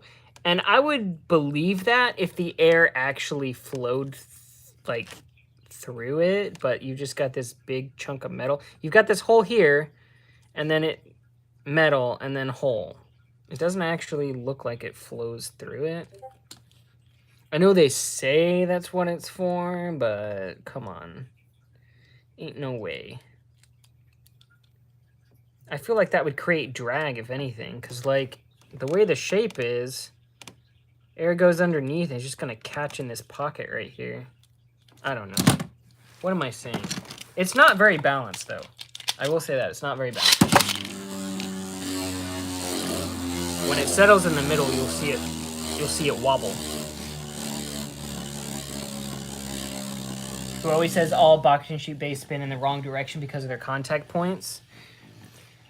Yeah, but like if they're both going this way,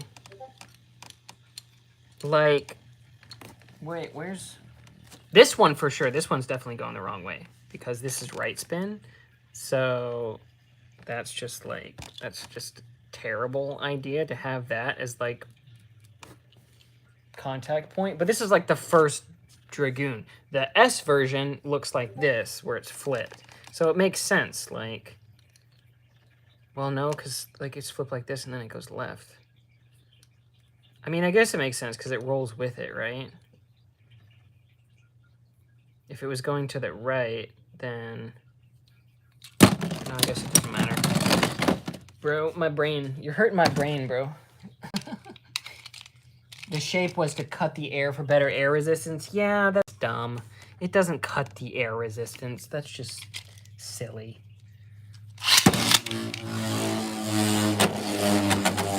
That's just toy copywriting to make it sound neat.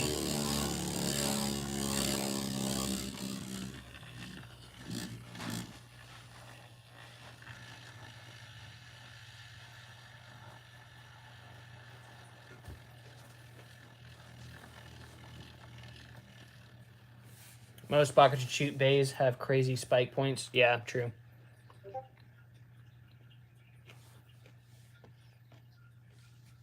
I'm ready for the unicorn. Yeah, I'm very interested in the unicorn too.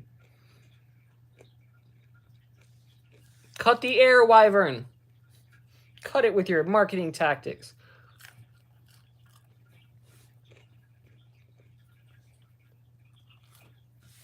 It actually looked more balanced there.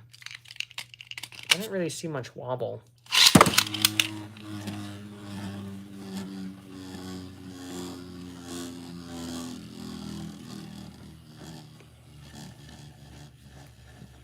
There it is. There's the wobble.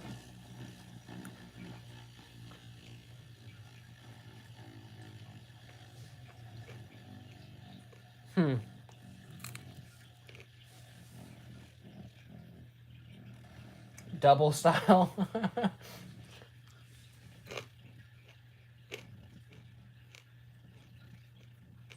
Yeah, Wyvern does some weird things, bro.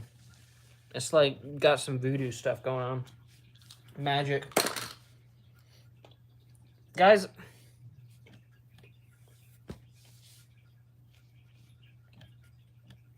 does anybody else feel obligated to buy every Beyblade X release? Because I started off with one case, and I feel like I have a lot of Beyblade X.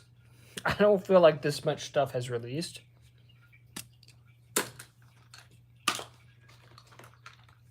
But this feels like a lot. Like, this is pretty much everything that's released this year, or this past year. That's a lot of stuff. I need them all. That's a lot. And this is like not even like all of the variants either. Like, cause there's whatchamacallit? There's like the gold variants, gold Hell Scythe. The gold Night Shield, which there's Cobalt Drake. What else?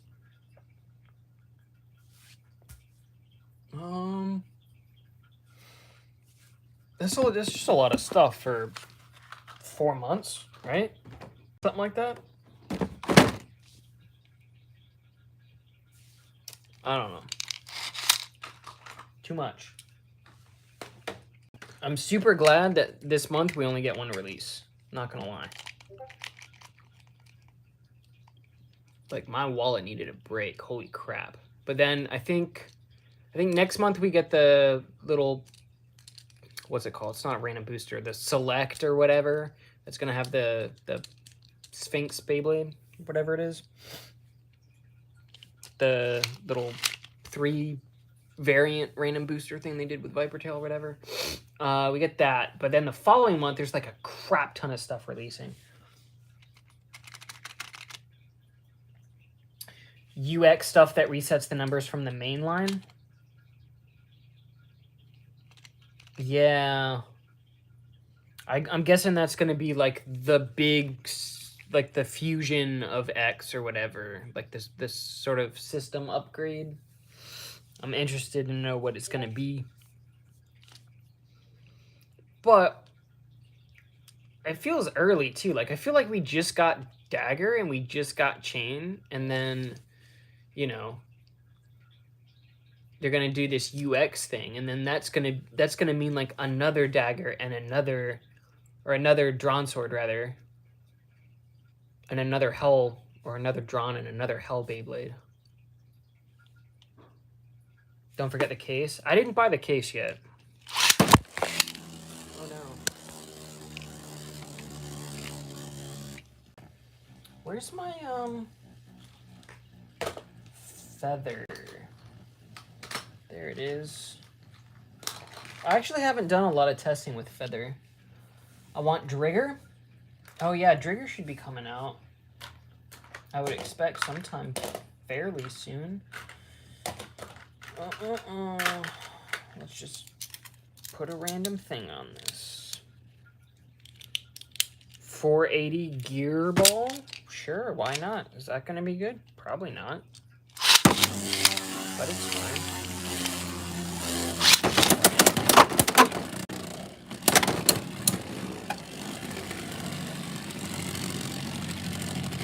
What's that, blue hunter?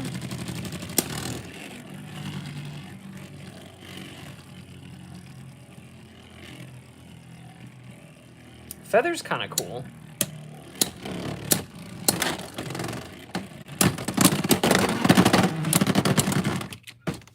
I haven't seen too many people do any sort of like combos or anything with Feather yet. I don't know if a bunch of people just didn't get it or what.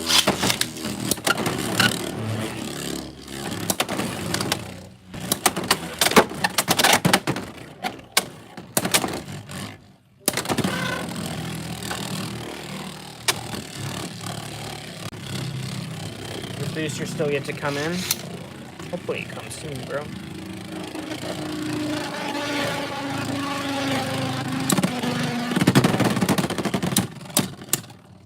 Your ball's just weird. You're waiting for your Feather to come? Oh, I didn't realize you didn't have it yet. I could have sworn I literally saw an unboxing of it. I'm probably thinking of somebody else. It looks cool. Like, Feather definitely looks neat. It's like lighter Drawn Sword. Where's Drawn Sword at? That's not it.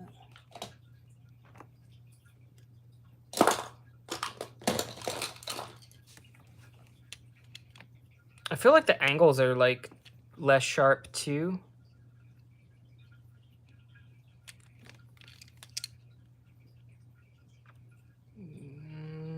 I mean, they're like, it's like the same Beyblade, but like just like kind of softened. It's pretty much softened Drawn Sword. Like, if you look at the lines on them, like they're pretty much identical.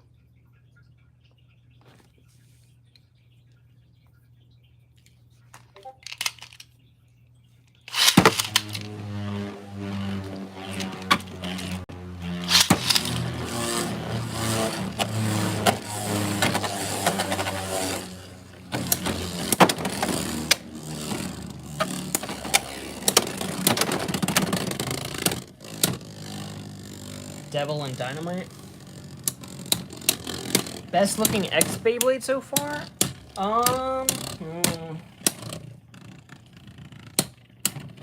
That's tough, man. I mean, it's really hard not to say Phoenix Wing. I definitely feel like it's like the most ornate in terms of like the molding. It's definitely got the most involved paint going on. My favorite, I really like Viper Tail's aesthetic. I think the shape is really interesting. I think the design and the scales molded on the inside look really cool. And then Leon too, I think looks really cool. Like the little sort of like, I don't know, I don't even know what these are, like rivet holes almost. It almost looks military, if that makes sense. Like, it looks like, I don't know, details that you would see on, like, a plane or something. I don't know if that makes sense, but I don't know. These two, aesthetically, I really like. Illinois, what's up, bro? How you been?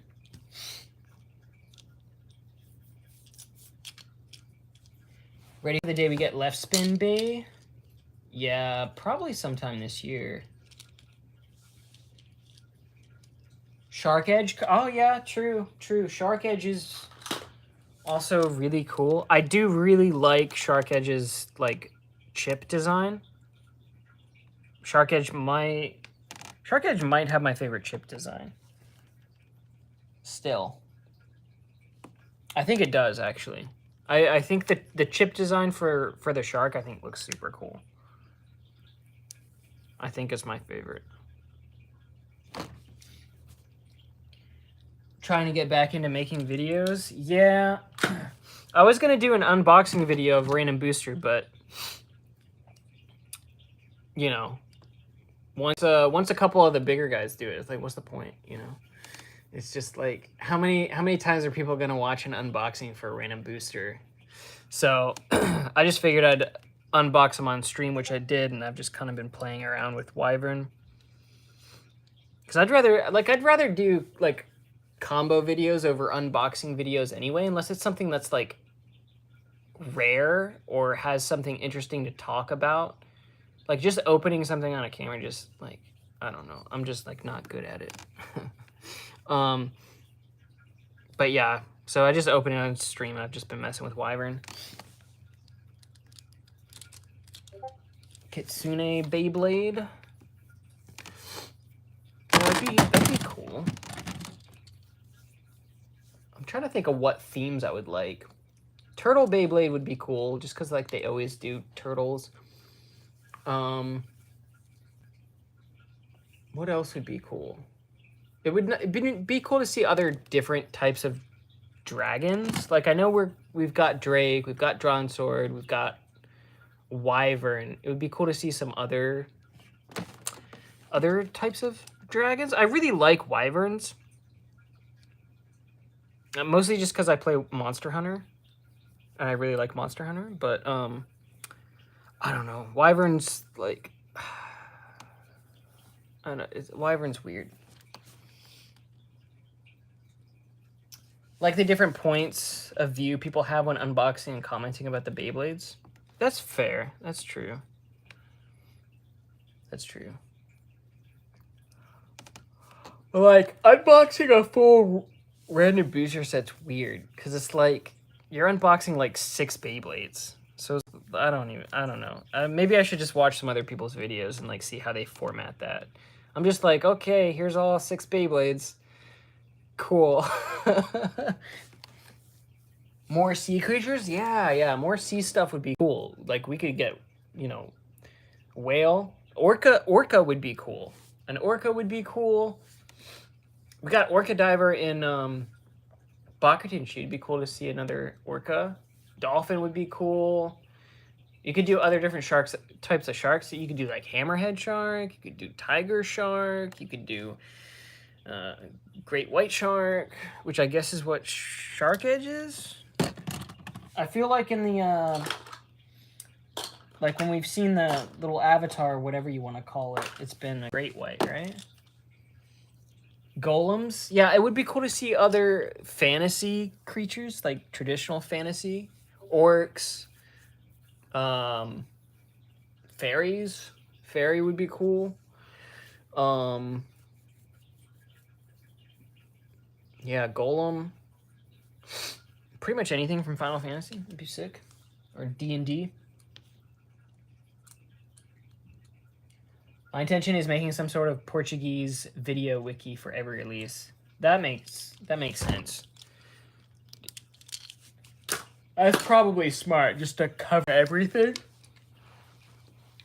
I just sit here and waste my time for hours. The only difference is right now I'm talking to somebody other than my cats, but normally I would just be sitting here building different combos until I found something that I thought was interesting, and then I just make a video on that.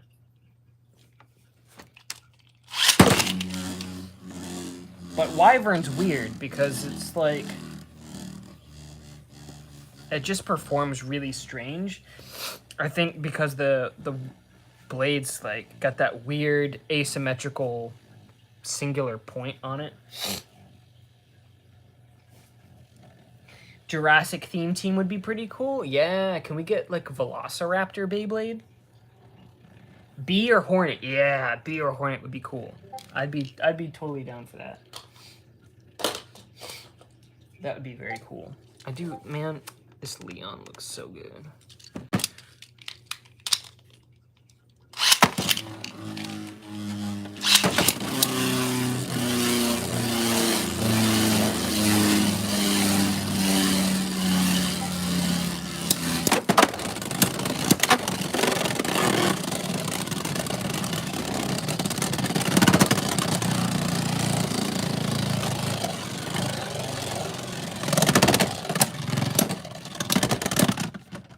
It tried.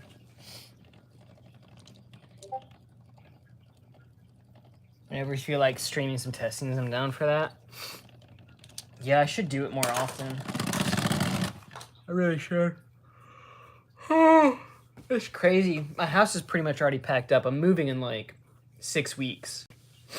So I need to try to get out as many videos as I can over the next month and a half. Actually, what I need to do is record like some extra videos over the next 6 weeks. So then I can like have some pre-recorded that I can just upload for like a week. You know, while I'm like transitioning and moving and setting everything back up. Because I really don't want to have like a week or 2 week break in content while I'm like, you know, dealing with all that.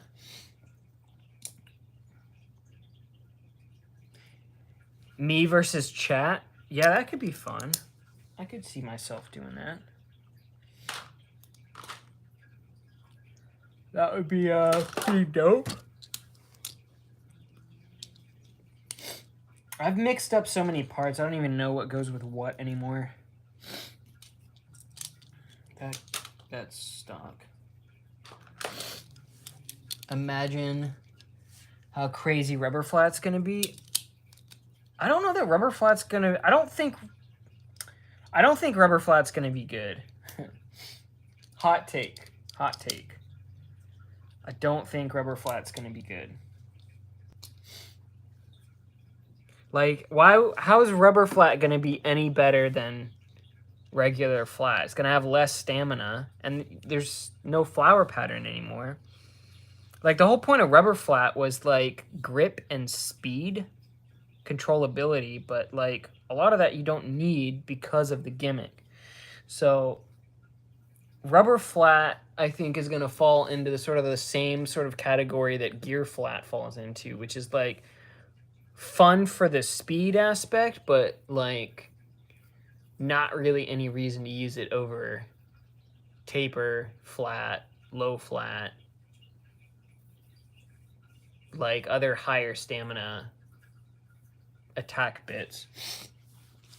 Yeah, Rubber Sharp will be good. Rubber Sharp, Rubber Ball, something like RSF or RDF even might be good. A CS tip.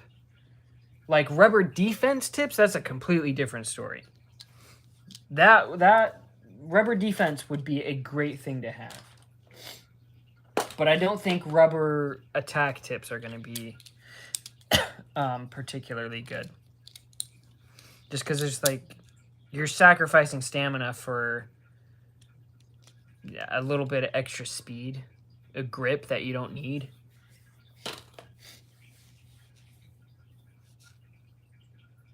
People have 3D printed Rubber Flat bit and it works decently well. Yeah, I've seen them. I'm not saying they would work bad. There's just no reason to use them. It's you're sacrificing the extra stamina that you would get from a plastic flat bit for no real reason. There's no upside to using Rubber Flat in X over regular flat. Same with Gear Flat. There's no reason to use Gear Flat over flat or Rush. Rush is definitely better than Gear Flat. Gear Flat's cool. It sounds cool. It performs cool, but there's no reason to use it. Not in a tournament. When bearings come to the game, that'll be really cool. I think bearings will be pretty good. I think that'll happen too. I definitely think we get a bearing tip. Low flat is just better Gear Flat. I mean, yeah, Gear Flat's just like I said, it's cool, it sounds cool, but it doesn't really do anything of that like the other regular flat tips don't do. There's no upside to it, really. It's more speed. It gives you more speed that is completely unnecessary. Like, I don't think that Gear Flat increases your chances of KOing anything.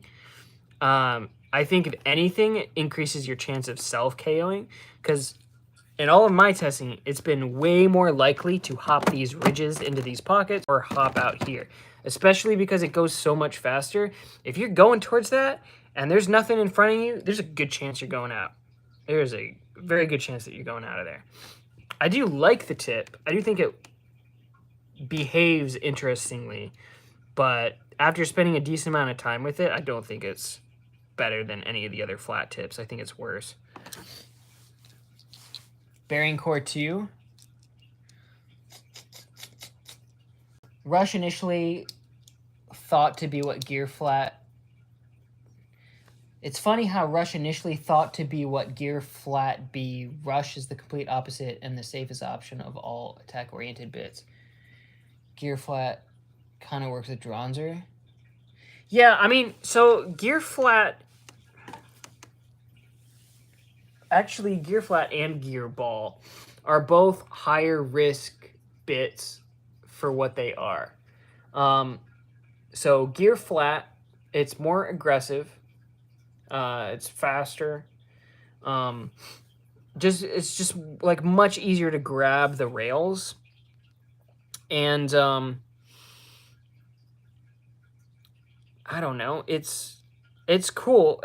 I think it's interesting to use on lighter attack blades that aren't great. So like Dronzer and Leon, I think is interesting.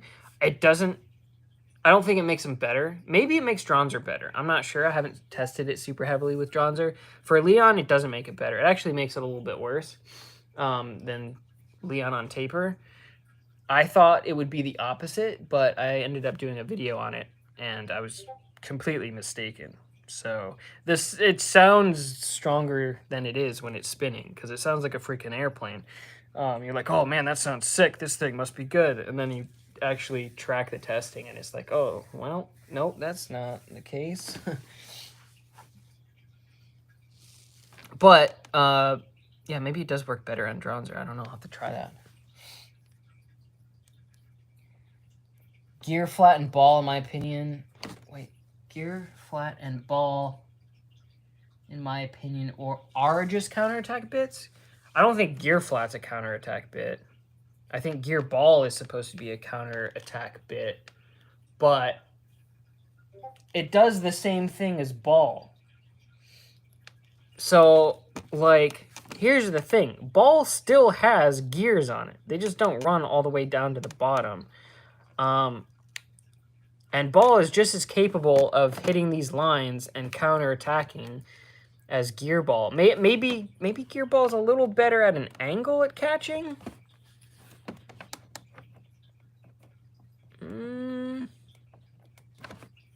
Maybe at an angle it's better at catching.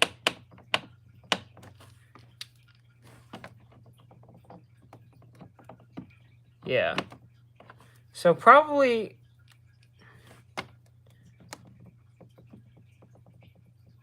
Actually, let me get a... Let's do it this way so I can actually see.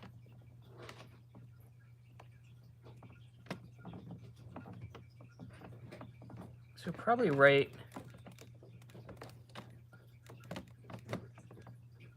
there versus ball.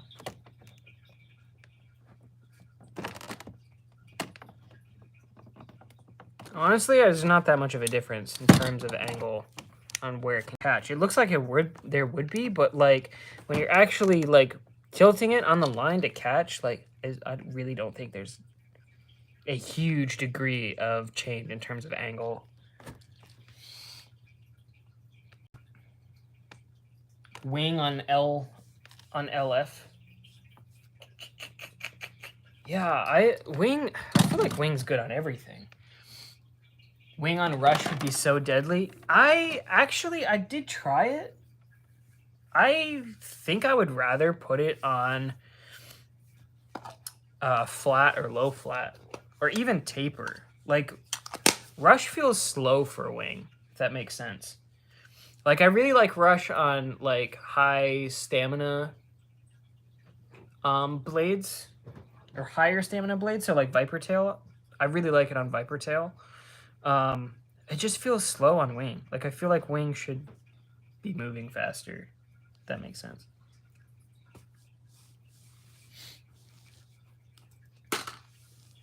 But also, like, wing is really heavy, and rush is, like,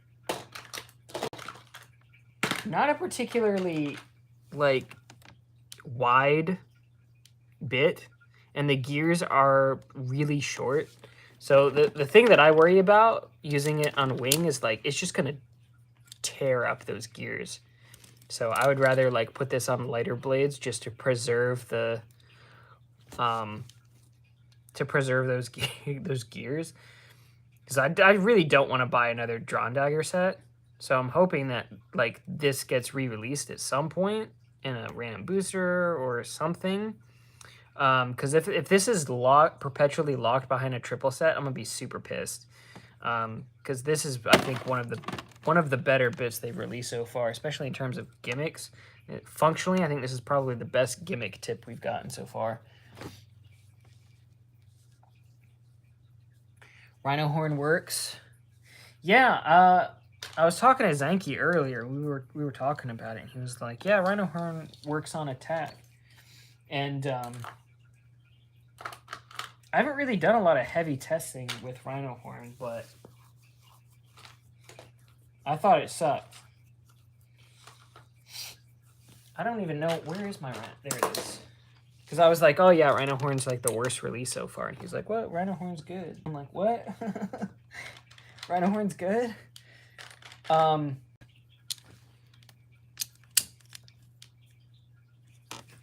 Which I'm totally down for. I would like rhino. Ooh, you know, let's try rhino horn on gear flat. It's like a bullet. Where's, there it is. All right, let's put it up against Hellsign.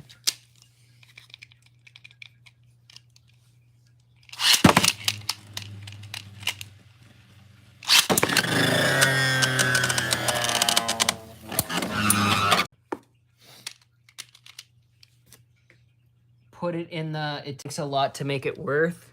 Oh, that's fine. I have a lot to give, you know what I mean? I'm basically pro.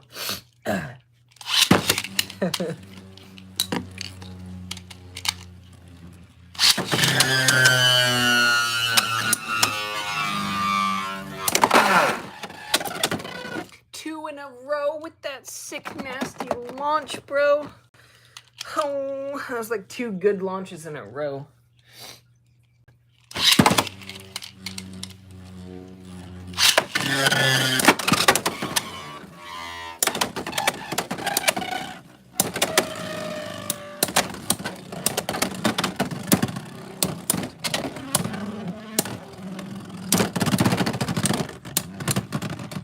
Oh my god.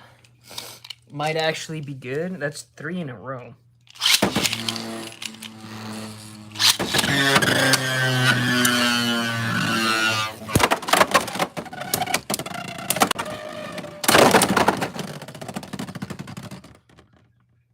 What?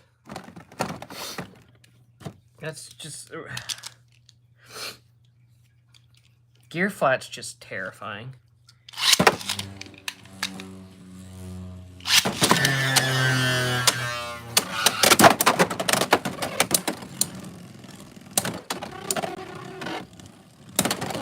How did Safe not burst? The problem is Rhino has like no ratchet reach. There's nothing to hit that ratchet. It's just blunt. It's completely blunt all the way around. So there's just nothing to catch the ratchet. Little bullet combo. The bullet bill combo. Maybe I should do a video on this.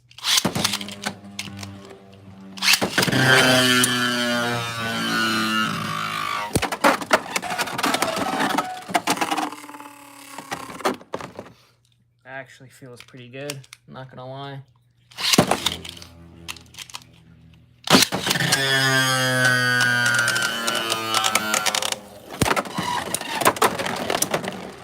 Oh my god.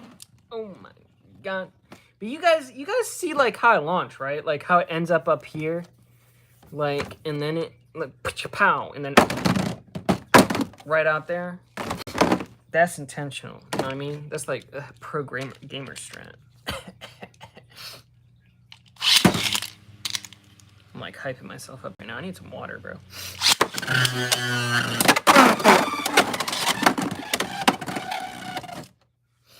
I did it again. Ooh. All right, I'm getting some water.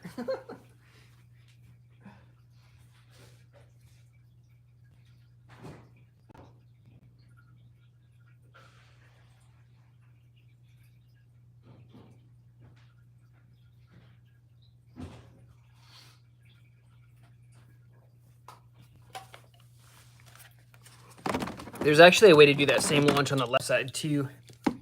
You have to like back tilt it like this. It's weird. You end up launching like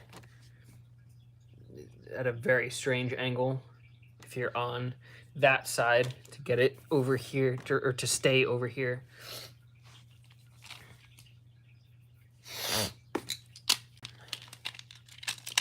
Charges up, then destroys everything. I feel like it's just safer. Like, for a couple reasons. I explained this in my launch video too, but if you just flat launch, like just hard flat launch, like as hard as you can, if you don't make contact, like if the other Beyblade is going back and forth, because a lot of times, like, right off launch, because you got to think, you and the other person are launching at the exact same time. And it takes a second for, if the other person's using stamina, it's going to take a second for it to end up towards the center, depending on what they're using. I mean, in this case, it would take even longer than the way that I launch, but typically it takes a couple seconds for it to settle back down. But if you're just straight up flat launching and the other guy's going back and forth and you miss and you just flat launch as hard as you can on like an aggro bit, there's a good chance that you're just going to self KO. And that's 3 points. So you've just put yourself at a major disadvantage for 3 points just because you hard flat launched versus tilting and staying safe over here for a couple of seconds and then catching the line. Like, you waste a little bit of stamina, but like, it's tactical. And the reason that I say that is because, like, it gives your opponent a chance to sort of settle into the center before you even catch this line. And one of two things typically happens. Either you catch the line, you go all the way around, then you hit them, or you kind of fall down in this area and you make contact and you hit them. And they end up over here, whatever. I just feel like it's way safer. I don't want to self KO for 3 points. That's my thing. That's typically why I do it. Also, if it's attack versus attack, then you're going to end up over here, and the other guy's just going to be looping around. Hopefully, you end up catching behind him and rather than him behind you. So then you can, not immediately get hit out. You don't hard launch? Yeah, well, I mean, you want a strong launch for attack types. You just don't want to go, you don't want to end up out here. That's the main thing. You do not want to end up out there. That's 3 points.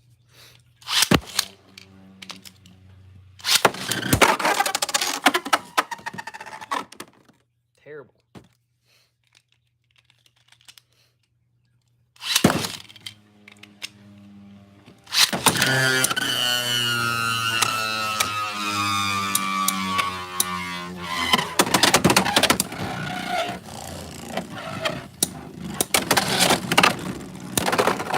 Okay. Rhino's weird, bro.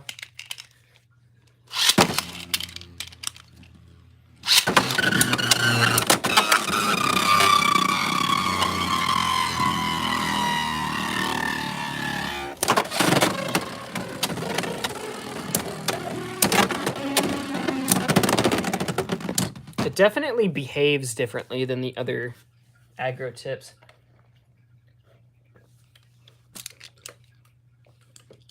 I do like gear flat.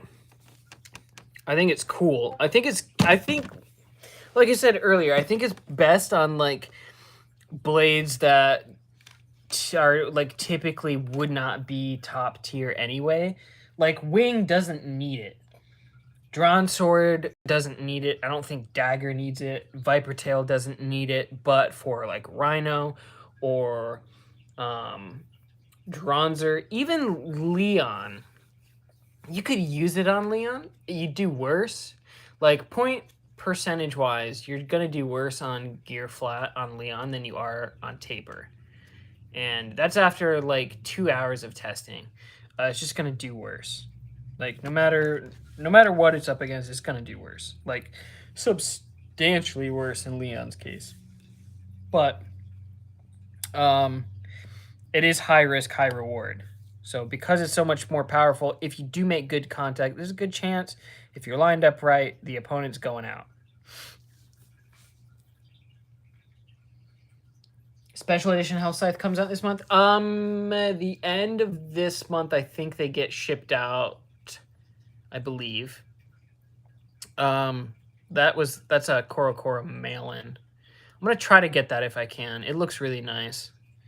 I do want that. I don't think it's limited. So I don't think there should be like a huge sourcing issue. So like if you guys are buying them aftermarket, definitely don't overpay for them. I don't think they're gonna be like super rare because it's not like limited to 1,000 or anything. It's just a Koro mail-in.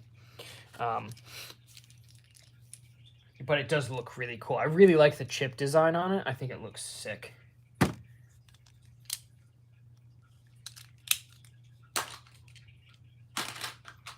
I'm really hoping that this wizard arrow is the last wizard arrow.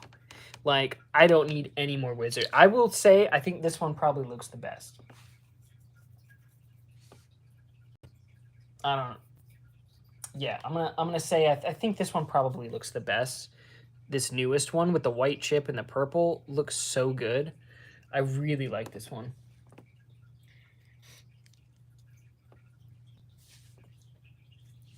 Hasbro Originals is generic base. I mean, hopefully season 2 they are at least recoloring the generic Beyblades instead of just giving characters straight up other like main team characters Beyblades. Like the last episode where they gave the dude Viper Tail and it's just straight up the same color as the dude from Zuganic. Like, come on. It takes 5 minutes to change the color. Probably getting a bunch. They're just going to release a wizard like every month until the end of Beyblade X. By the end of Beyblade X, we're going to have like, I don't know, 1,000 wizard arrow recolors. Any good combo with Spike? So the consensus so far has been that Spike's just bad. It's just not good. I think it's like, I think you could substitute it for regular needle. But functionally, I don't think it's any better. Like if you actually look at the tips, like side by side, the height's pretty much exactly the same. The only difference is they've cut out the angle right here, and it's not quite as sharp. I don't really think... I just don't...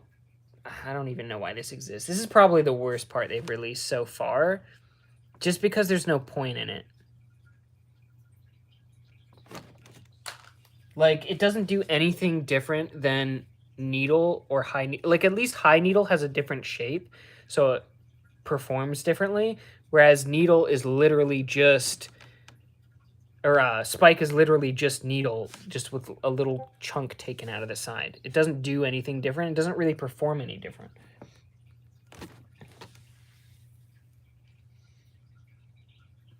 I feel like Hasbro is going to do Strike Hawk and Stone Mont Blanc.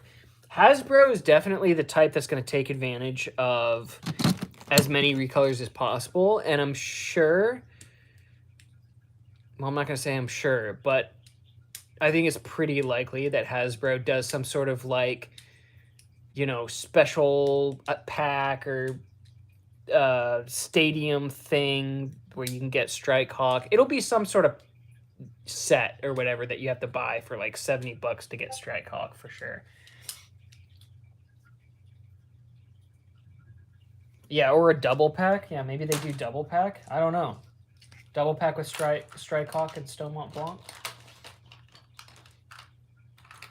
This is not the right bit. But yeah, I think Wyvern's interesting. I need to like, what I usually end up doing, like what I'm doing what I've been doing tonight is just like testing different combos or whatever. And I kind of get an idea sort of what I think might be good and might not be good. And then off camera, I sit down and I have a little tracker on my computer and I just track the wins and losses and then the points per win and loss to figure out if stuff is actually good. Because for a while, I was just testing stuff and going, oh yeah, that's good, that's good, that's good, or that's not good. And I, specifically with Leon, I realized that I was starting to become biased because I really liked Leon and I wanted it to be good. And so I wasn't really paying attention to how often it was actually winning. It would just win periodically. Like, oh, okay, this is doing pretty good. So at that point, I was like, all right, I'm going to actually start tracking the wins and losses against like some of these competitive combos and actually see how good it is. Which Leon's better than I think most people think it is on taper. Only on taper. For whatever reason, it's really only viable on taper, but it does all right. And then Viper Tail, a lot of people were saying it wasn't good. So I tracked it and I was like, this has like a 70% win rate. That's really good. 70% is insane.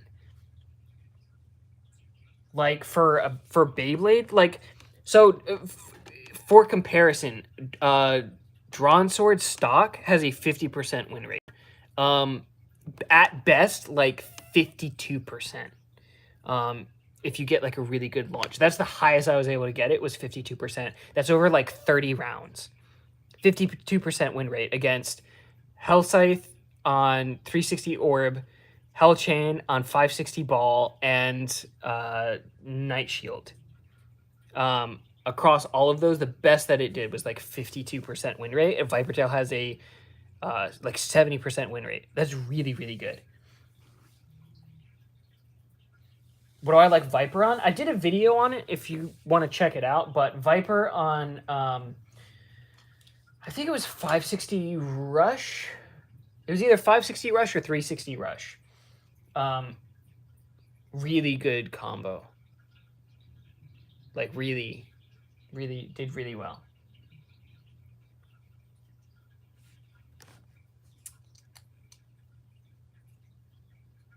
But yeah, Viper on Rush, I think is probably I think that's the best bit for it currently, but you could also put it on taper and it does good on taper as well.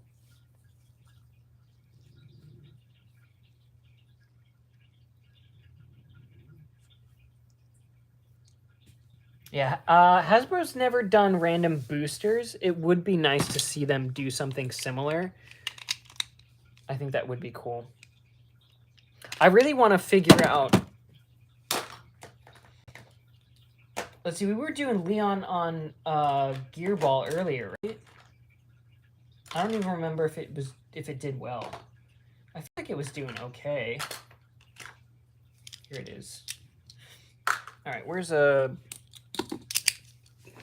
So this, anytime a new bit comes out, I want to put it on Leon just to see if it makes it any better. That's just like, eventually something's gonna come out to make it good, right? Probably not, but that's my belief.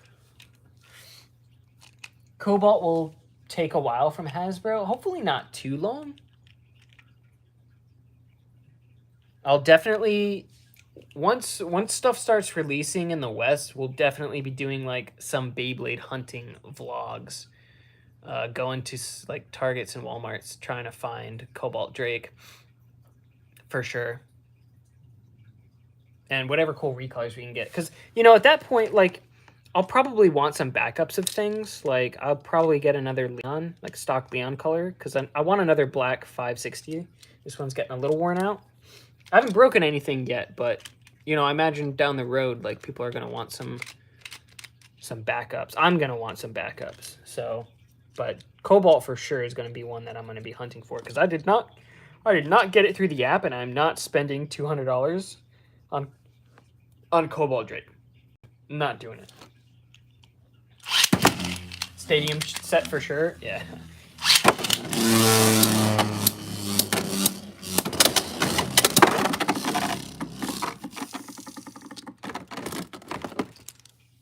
We're doing a Chain 560 ball versus Leon 560 gear ball. By the way.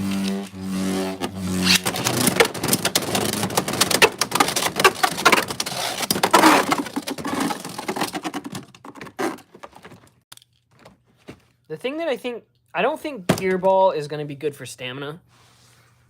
And I'll explain why. Not because I think it has bad stamina, but because I don't think being on these rails are going to do anything but detract from your stamina. That's just going to wind down your stamina even more. Just because of the friction. But I think it will be good for counterattack. So that's why I've got it on Leon. The only issue is that it is a low resistance bit, so it is a little bit risky. But considering how good Leon, well, that's kind of reaching with that statement. Considering how much better Leon is on taper than other bits, I thought maybe Gearball might be a good pick for it. Over 40 times and still no Cobalt. Yeah, the only thing that I won was a gold Hell Scythe, which actually, I guess Tenso messed up the shipping label. And it was supposed to get delivered yesterday.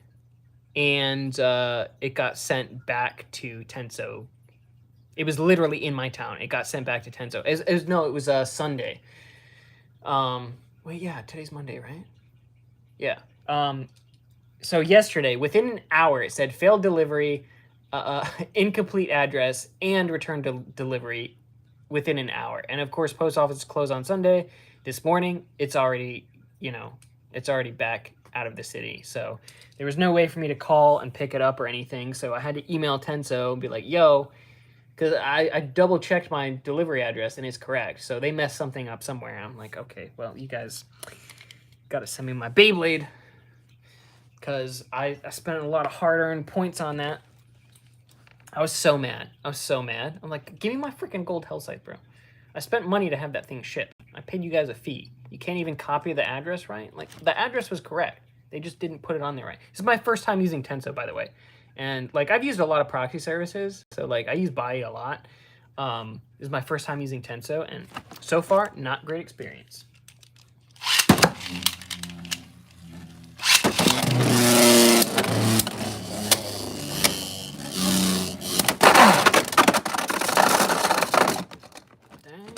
Knocks chain out and goes into the pocket just to beat him up while he's down.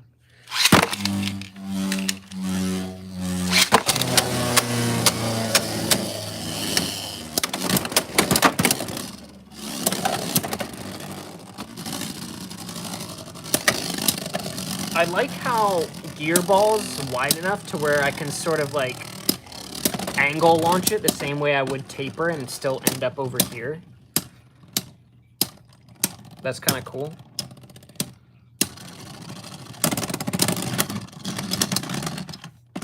That's so cool. I think Gearball on Leon might save it.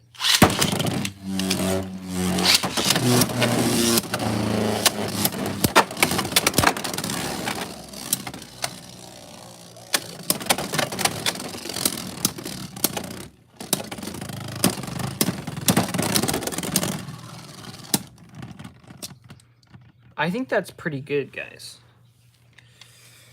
We'll have to find out. I'll end up making a video probably on this tomorrow or Wednesday. Because, you know, eventually I'm going to find a combo that Leon does well. And I feel like this one's doing all right.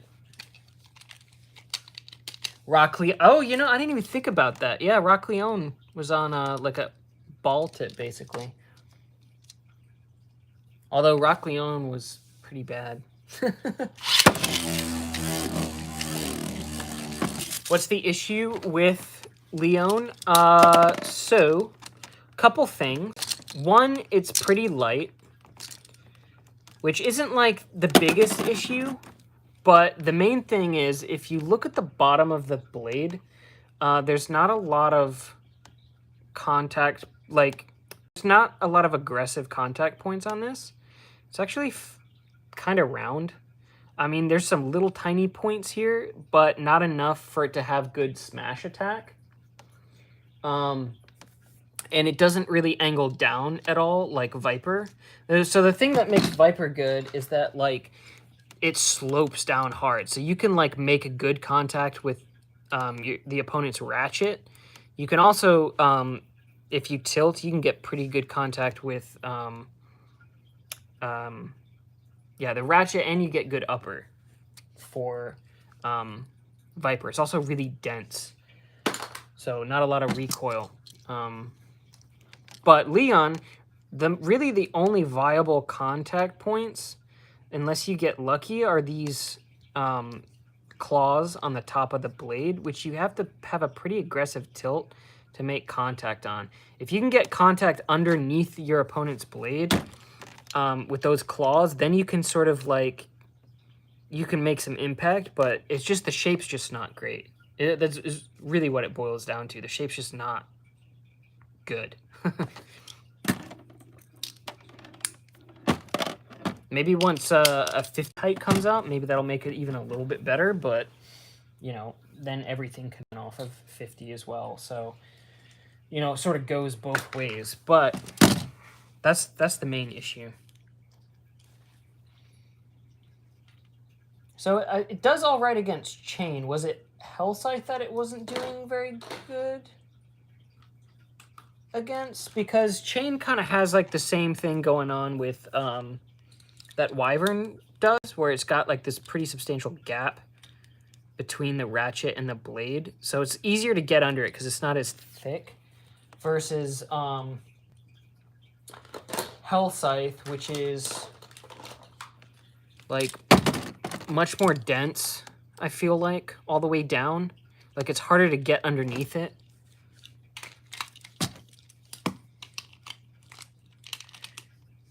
Look at the time, gotta go. Really fun stream. Thanks, man. I needed this time to breathe a little. Hey, thanks for popping in, man. I appreciate it. Have a good night. Put Kiyoya on the thumbnail. Yeah, I should do that, actually. I might do that. But if it can't beat Hellscythe on Orb or Ball,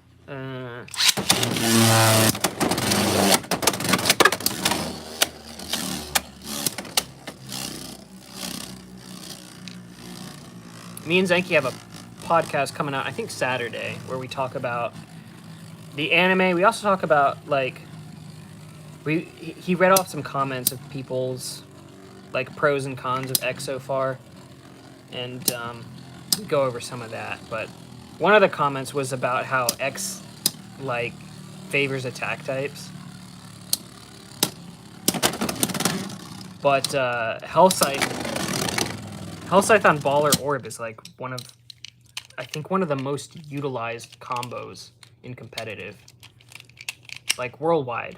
Like, that's, you know, Japan, that's Thailand, Canada, USA. Hellscythe on Orb and Ball is, like, one of the most used combos.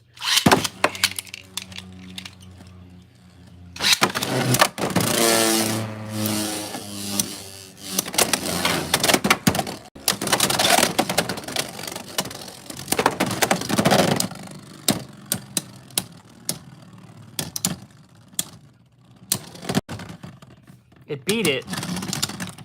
It did. It wasn't a flashy win. Like, it has a hard time getting underneath it. So it's not good at pushing it around, and it's not good at hitting the ratchet. But the gear ball just ekes out just a little bit more stamina than Taper does.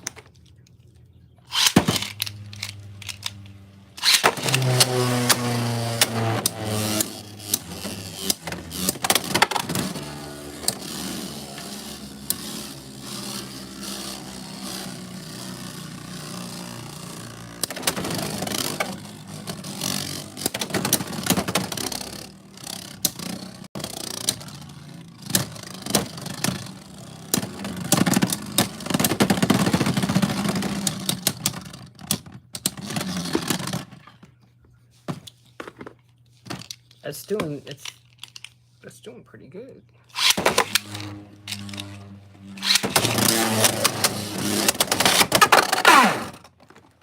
Hey now. Hey now. Hey now.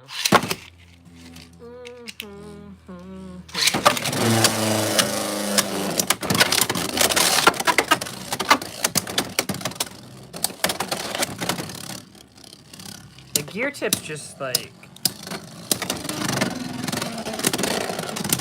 gear ball and gear flat just perform so weird.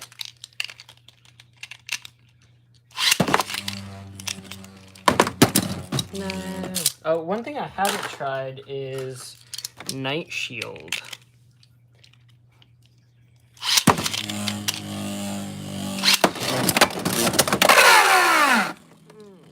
That's so loud. Oh, it's almost midnight. Ooh. Okay, one more.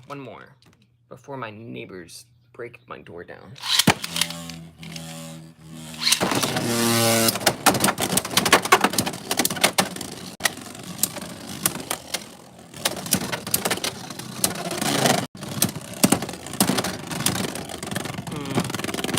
Night Shield might be a problem for it. But if it can beat Hell Scythe and Hell Chain, I think that's still something. It doesn't have to beat everything, it just has to be good at beating a couple good things, I feel like. Like, if it can beat Hell Scythe and Chain, I would say that that's a pretty good, because those are, like, some fairly common combos.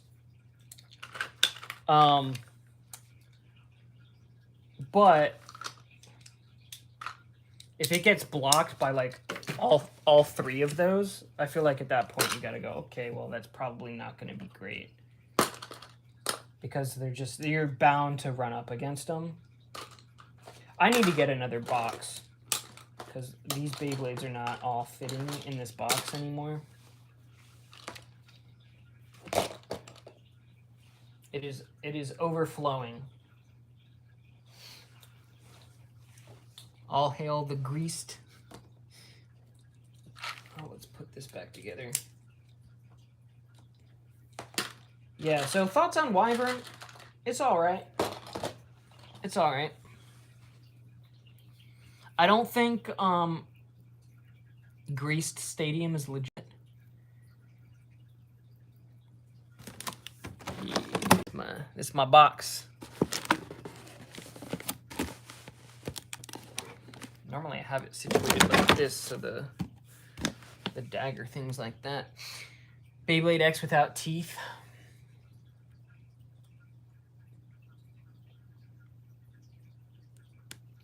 If they do Beyblades inspired by the OG3, that'd be cool.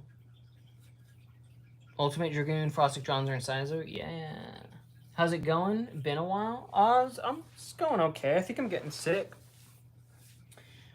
Just been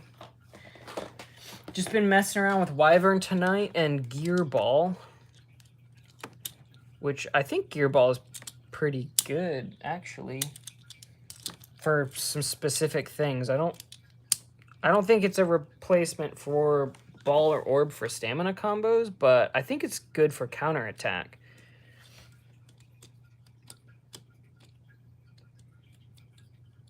VC with me, Metal, and Elliot. Are you guys streaming right now?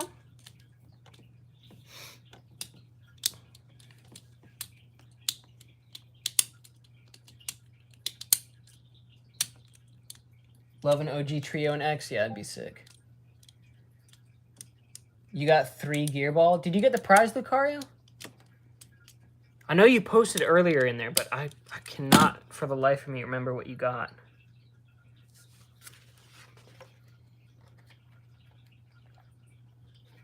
Oh, you're in Discord? Just chatting it up? I can do that after I end stream. But I'm like, I've got my... I'm streaming from my phone, but I've got my laptop over to my right. Have you played around with Rhino on Gearball? I haven't, but I used Rhino earlier on Gear Flat, and it actually was doing pretty well. Like, surprisingly well.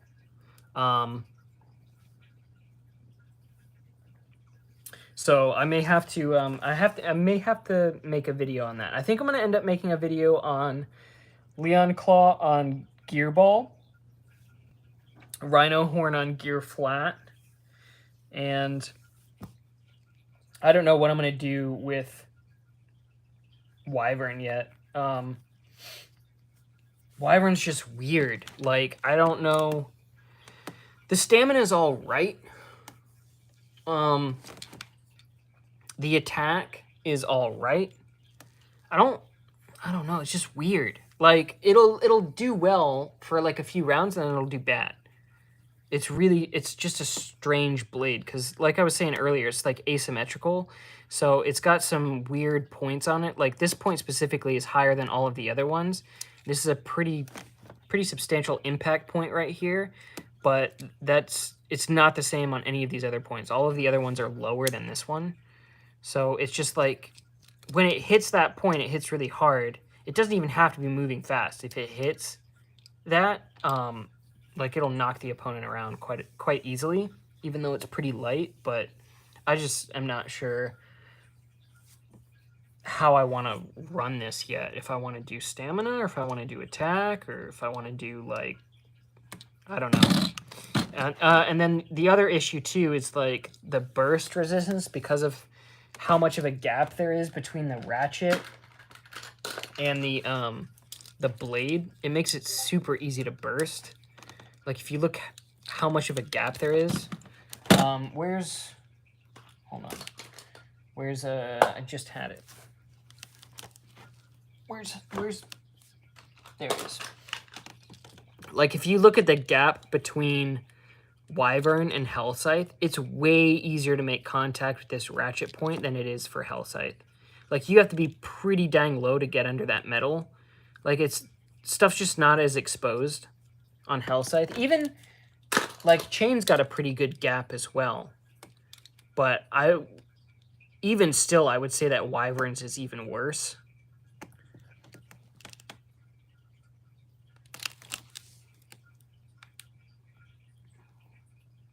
Oh, my thing froze. Bruh,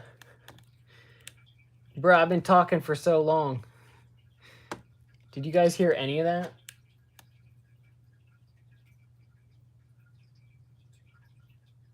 No. No way it just skipped all of that. That's so annoying. Stupid notification on my dang phone, bro. Okay, so what I was saying is Wyvern has a issue where, like, there's this big gap between the blade and the ratchet, which makes it super easy to hit the ratchet and burst it. So Wyvern's really burst prone, which is not as big of an issue on other blades. Even Chain, which also has a gap, it's not as easy to get under there to the ratchet. And then, like, sort of some top tier stuff like Hellscythe, like, you can see how much thicker the blade is versus Wyvern, which makes it much harder to burst. But 960 pretty much mitigates that. So the ratchet that just came off of Wing on Wyvern is really good.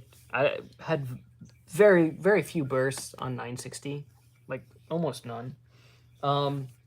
So 960 mitigates that, but after that, the question is, what kind of bit do you want to run on it? I don't think Gear Ball on Wyvern is great. Orb and Ball is fine, but it's a toss-up. Like, I think it's a 50-50 whether or not it beats Hellscythe on Ball. Like, in a mirror match, like, if they're both on Ball, it's a coin toss whether or not Wyvern wins, which isn't a bad thing, but it's also lighter. I don't know that this is going to be better than Hellscythe or Hellchain for stamina. So that's why I say, like, maybe attack. But even then, there's better attack options. So I don't know. It's a versatile. It's definitely versatile.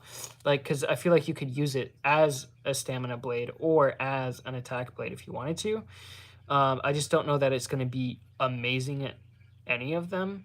But I need to do, like, more, like, extensive testing, like, and actually, like, track its performance to, like, make a definitive decision. But it is cool. I do like it.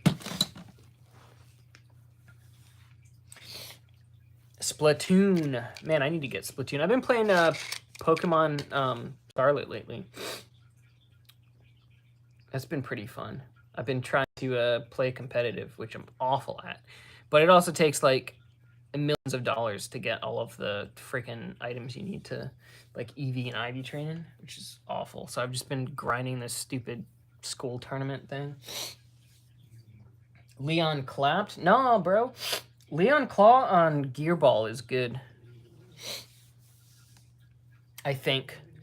It's all right on taper. It's not bad on taper. I think it's actually, it might be good on Gear Ball. At least from the little stream that we've done tonight. But again, I need to, like, sit down, test it against some competitive combos and track its win and losses to get, like, an accurate win-loss percentage to see if it's better than taper. Sonic Frontiers. I still need to beat Frontiers. I've had it on Switch for a while. I don't even know how far I am, but I do need to beat that too. Found taper to be good on Wyvern? Yeah. So, like, the high stamina aggro tips I think are pretty good. It did all right on point as well. Kind of met on modern Pokemon. Hot take here, but, like, I know a lot of people didn't like Scarlet and Violet, but it's probably my favorite Pokemon game since Black and White. I don't have the DLC yet. I would like to get it at some point.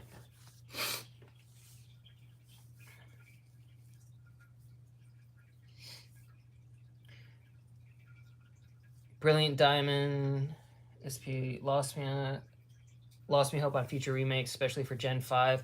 Yeah, if they mess up Gen 5, I'll be pretty disappointed because it's probably my favorite. So, Silver, like Gen 2, Gen 5, and current Gen. I don't even know what Gen we're on. 9? Those are probably my favorite gens.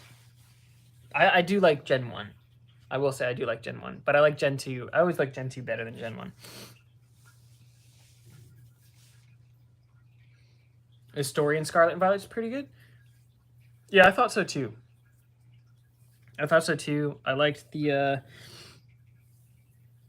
story. I don't hate terrestrialization. I mean, I would rather them stop doing the, like, weird gimmick transformation things every single generation. I don't think it's necessary. But, you know, it's just me nitpicking. Gen 3, 4, and 5 are my favorite. Let's see. Gen 3 is what? Ruby and Sapphire. What's Gen 4? Gen 4, Diamond and Pearl? Am I missing one? I don't think so. That's right?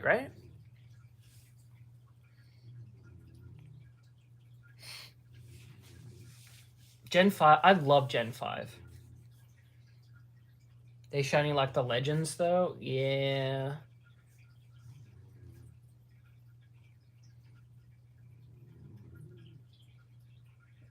They always shiny lock the legendaries? Do they? I don't think that's true.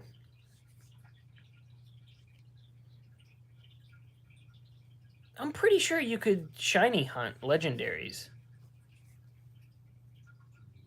Oh yeah, Platinum I really liked too.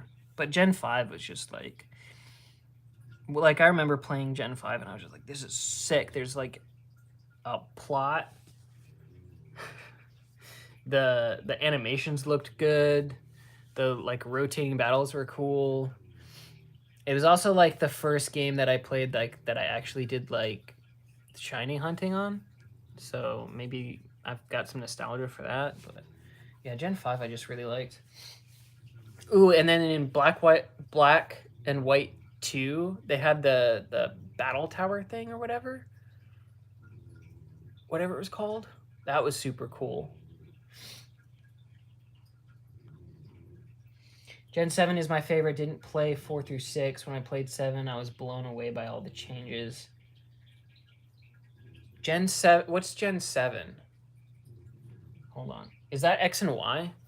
X and Y was probably the one I was most hyped for, but the most disappointed by.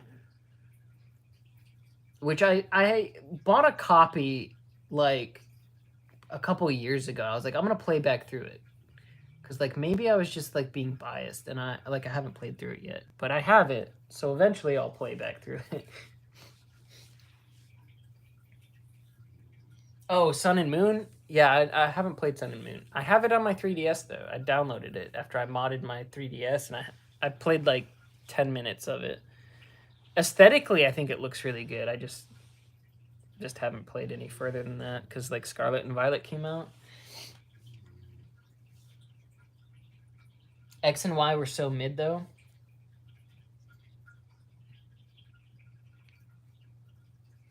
Yeah, well, dude, they're just like they've made some really weird decisions. Like we haven't had a national dex in so long. Like I get them wanting to like not have the national dex, especially like as soon as a game releases, so like the meta is not completely overrun by people flooding the game with like stuff from the last 20 years. But like I feel like every game should have the national dex, whether it's in DLC or whether it's like locked to post game or something. Like, cause like a lot of people have Pokemon that they've collected for a decade that is sitting in Pokemon Home that they can do nothing with. It's just sitting there until hopefully eventually they decide to like make them available in whatever the current game is, which is so dumb. Like you're paying for a service to store your Pokemon that you can't use.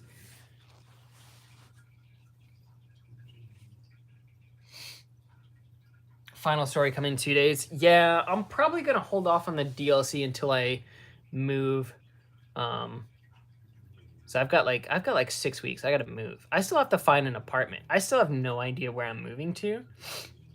So I need to sort that out. I'm trying not to stress about it too much.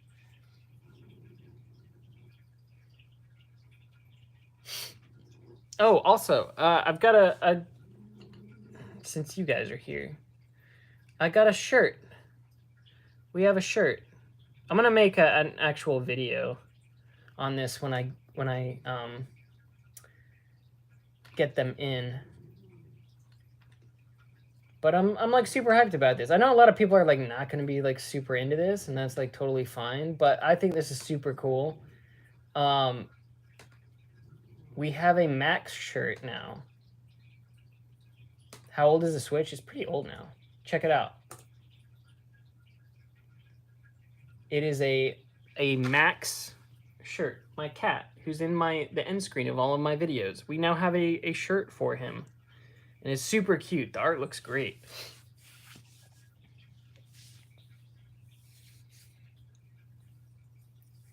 Yeah, bro, I'm hyped, dude. I'm so excited. Mine's on the way, and best believe I'm gonna be wearing that. I'm gonna be going to tournaments in my Max shirt. Gotta rep Max, bro. He's like taken over my channel. Who made the art? So my brother actually is the one that runs the business. He started it a couple months ago, and he was like, yeah, I was talking with him about it, and I was like, bro, we should make a Max shirt. And so he was gracious enough to help me with that. He's got a few different artists on his team that he's been working with.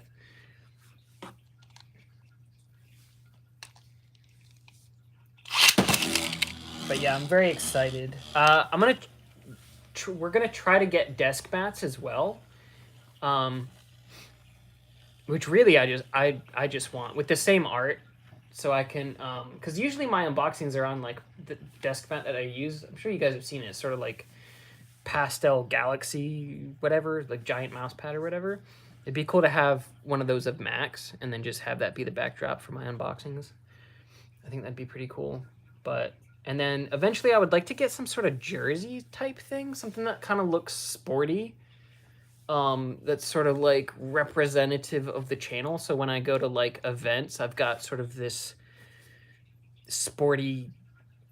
I think we're gonna go for sort of like an esports jersey look, because I feel like that meshes with X. I don't know. Some people might think that's cringe, but I have no shame.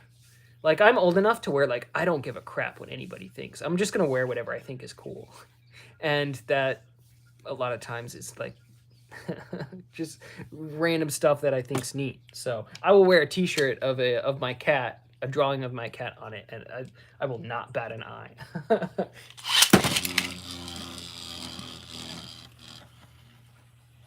The Max Beyblade into a shirt. Well, Max got his own shirt now.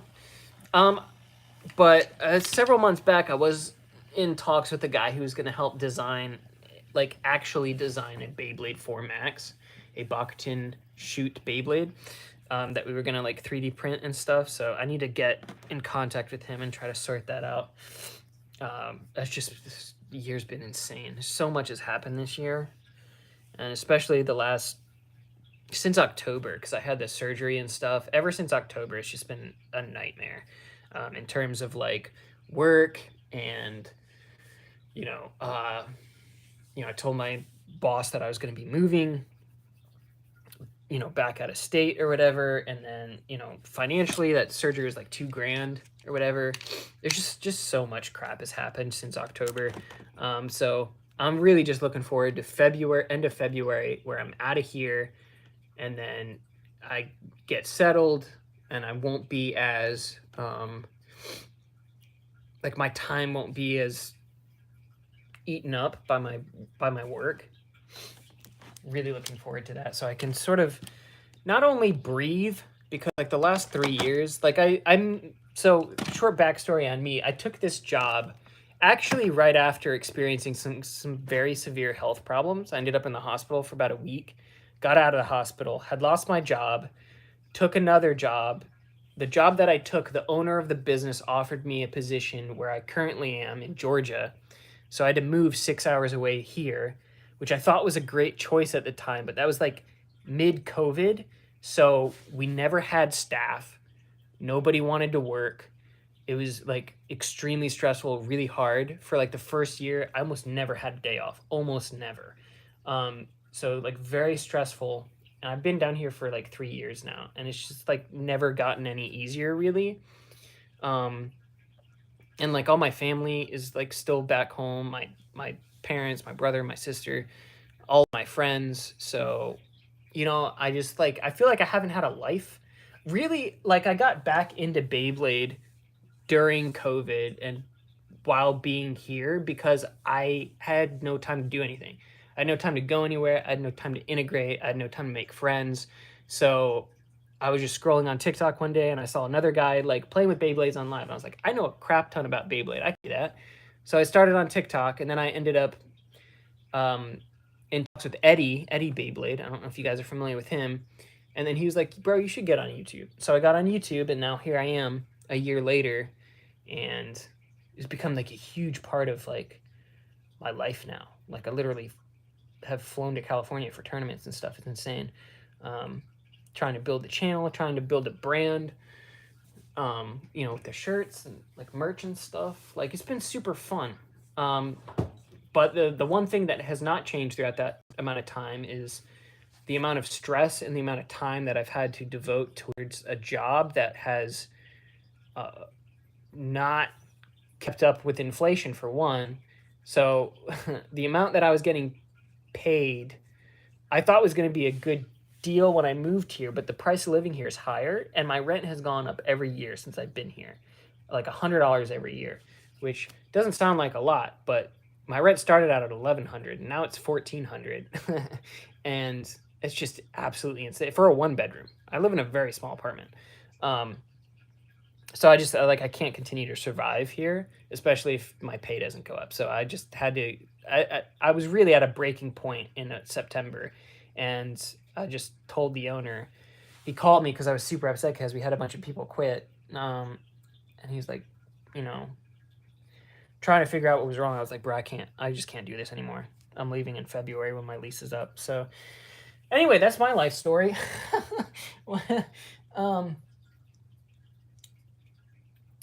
Dang, I just went off on a huge tangent.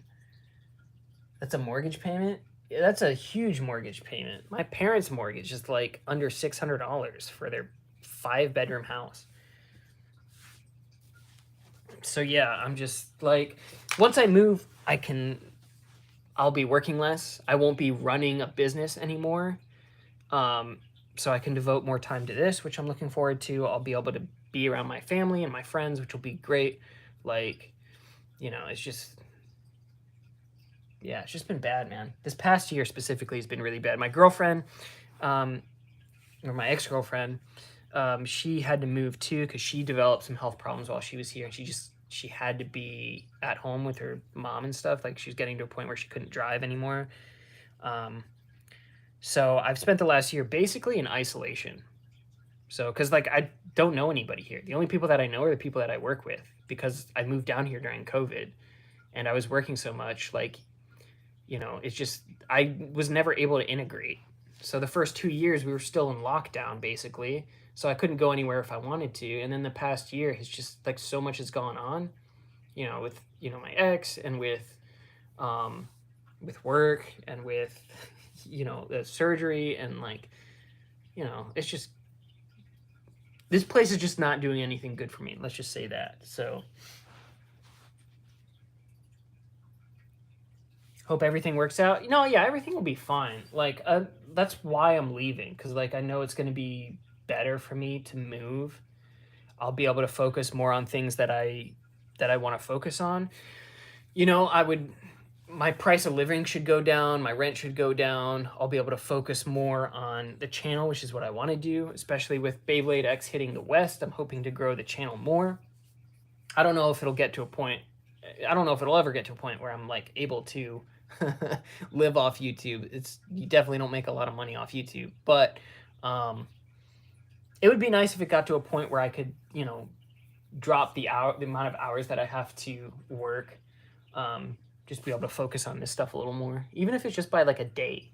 That would be nice. But like right now, like I said, I'm running a business, so I'm there like sometimes I'm there 6 days a week, sometimes I'm there 7 days a week. So this is why my upload schedule is sometimes inconsistent. Like sometimes you'll see me upload like almost every day, and that's when things are running smooth. And then you'll see me update twice a week or 3 times a week, and that's when things aren't running smooth, and I'm like scrambling to try to get content out. Hey, I appreciate it, guys. Yeah, I definitely think everything will get better once I'm sort of like back home and I can like see my family, because I only get to see my family once a year pretty much, which sucks. Like, because I'm really close to my family. I'm really close to my brother, who's been on the channel. I've done a video with him quite a while ago now. But did a video with him, very close to him, very close to my mom and my dad and my sister, and I just don't get to see them, which sucks. Like, and my friends who I'm also close to, like I used to go to like locals for Yu-Gi-Oh! Every weekend. Haven't been able to play Yu-Gi-Oh! In basically 3 years outside of like online. So yeah, just like no social life, no family friend life, no nothing. Just work and Beyblade, that's it. Beyblade has kept me sane. This channel has kept me sane for the last year, because otherwise I would just be going to work and coming home and basically doing nothing, maybe watching Netflix or playing video games or whatever. But like the interaction with the people on this channel and the people in my Discord and the people that I've made friends with has been like super beneficial for me, especially mental health wise. Like it's not good to be alone all the time. So to have like that interaction with people and, you know, be able to, you know, occupy my time with something that's not just working or, you know, screaming at my computer when I'm playing Fortnite, it's probably a good thing. But yeah, I've met a lot of good friends, doing this. Like I said, we went to California this past year and I got to meet Eddie. I got to meet, yeah, Swift. I got to meet Shindog and APAC and like a bunch of people, you know, through the WBO, which is really nice. And then, you know, I, you know, got, you know, for a little while there, me and Zanky were like kind of not on good terms, but like I've gotten, you know, pretty friendly with him. We've had like some good podcasts or whatever, and I would consider him a friend at this point. You know, becoming friends with him has really changed my perspective on him too. Like it's very easy to like not have context for things and try to judge people, especially people with large followings or who make content or whatever, based off of what other people are saying. So you see people on Reddit complaining about, oh, he blocked me for this, or he did this, or he did that. But once you actually start to talk to people, your perspective changes, especially once you actually start seeing some of the things that they have to deal with or whatever. So, and he's had to deal with a lot this past year. So that's just crazy. Beyblade helps me a lot because for some reason the hit sounds they make help me focus on things. There's definitely something visceral about Beyblade. Like, I can sit here and like mess with Beyblade and it just like, I don't know. Like I hyperfixate on things anyway, but like just like testing and stuff, like if I'm stressed out and I sit down and I'm just like testing for a while, it'll totally take me out of that, which is great. You should make a sequel where you show him Beyblade X for sure, for sure. Yeah, when I go down there, I'll have to bring him over and have him have him make another video. Hopefully, I'll have some time to do some tournaments this year as well. Maybe I can drag him to a couple of those and make a video on that. It'd be interesting to have him participate and see how well he does. Me and my ex went to a burst tournament. It was one of the earlier videos as well. It's like a 20-minute burst tournament video that I uploaded. And she got like second place using the same combo the entire tournament. Everybody knew what she was using by the end of the tournament, and she still got second place. It's insane.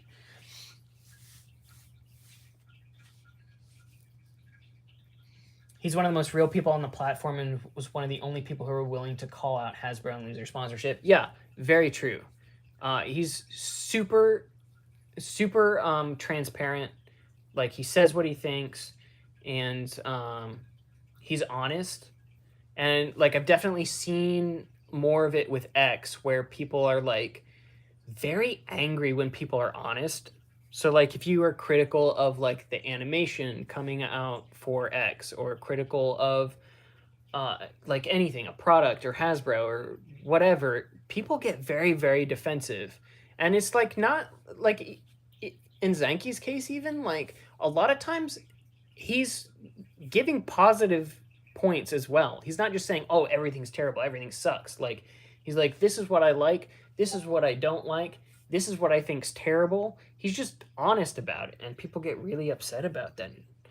Or, you know, I've seen people who are like, you know, my drawn sword broke, so Beyblade X has a terrible fragility issue. And he'll be like, well, just because a couple people break their Beyblades doesn't mean there's this widespread issue. Not everybody's breaking their Beyblades. You know, and it sucks to break something. And if, you know, if you have one drawn sword and it breaks, you're going to be upset about it. But that doesn't mean there's an inherent issue. And people will just get super angry.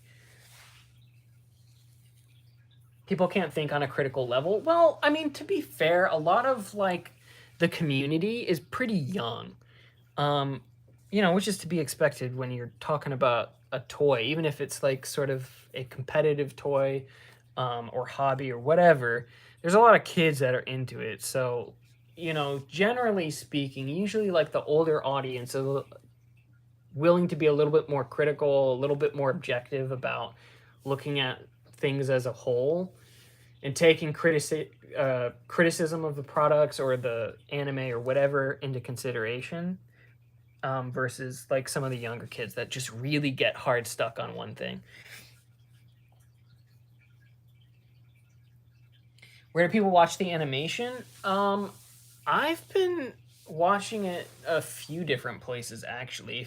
Honestly, like Twitter or X, a lot of people post the episodes, like the full episodes on there, and so a lot of times I just see it. I just see it on Twitter. But you can watch if you're looking for it subbed. You're just gonna have to Google it or something.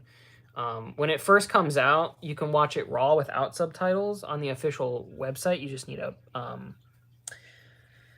whatchamacallit, a VPN.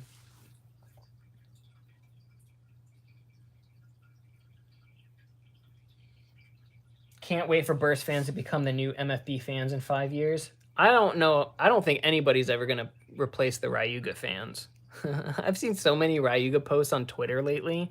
They're just the Ryuga fans are on another level. I'll just say that. Pax is his favorite Burst antagonist, and Pax is a Hasbro original. Yeah, I mean yeah, that's what I'm saying. Like, he'll be hypercritical and he'll dog on Hasbro, but at the same time he'll upload a 2-hour long competitive testing video of all of the Hasbro Beyblades. So like nobody else is doing that. Yes, he's being critical of the product, but he's still like the most thorough person when it comes to actually like testing and breaking things down. He's super knowledgeable, especially about the Hasbro Burst stuff, which I have no knowledge of. I don't know anything about Hasbro Burst. So the fact that like he's so thorough with every release is, you know, there's something to be said to that. Because like nobody else wanted to do it. Even the people that like Hasbro Burst don't do that. He's the only one that like goes as in depth as he does. And then people will get mad in his comments. I'm like, you realize that like you're consuming the media. Like if he could just not make it, and then you wouldn't have any Hasbro content to watch, because there's like 3 people that make Hasbro content, and you know I'm pretty sure he's the only one that actually does competitive testing for any of them. The rest of it's just like unboxing videos, or you know, here's this Beyblade versus all the Valkyries or whatever.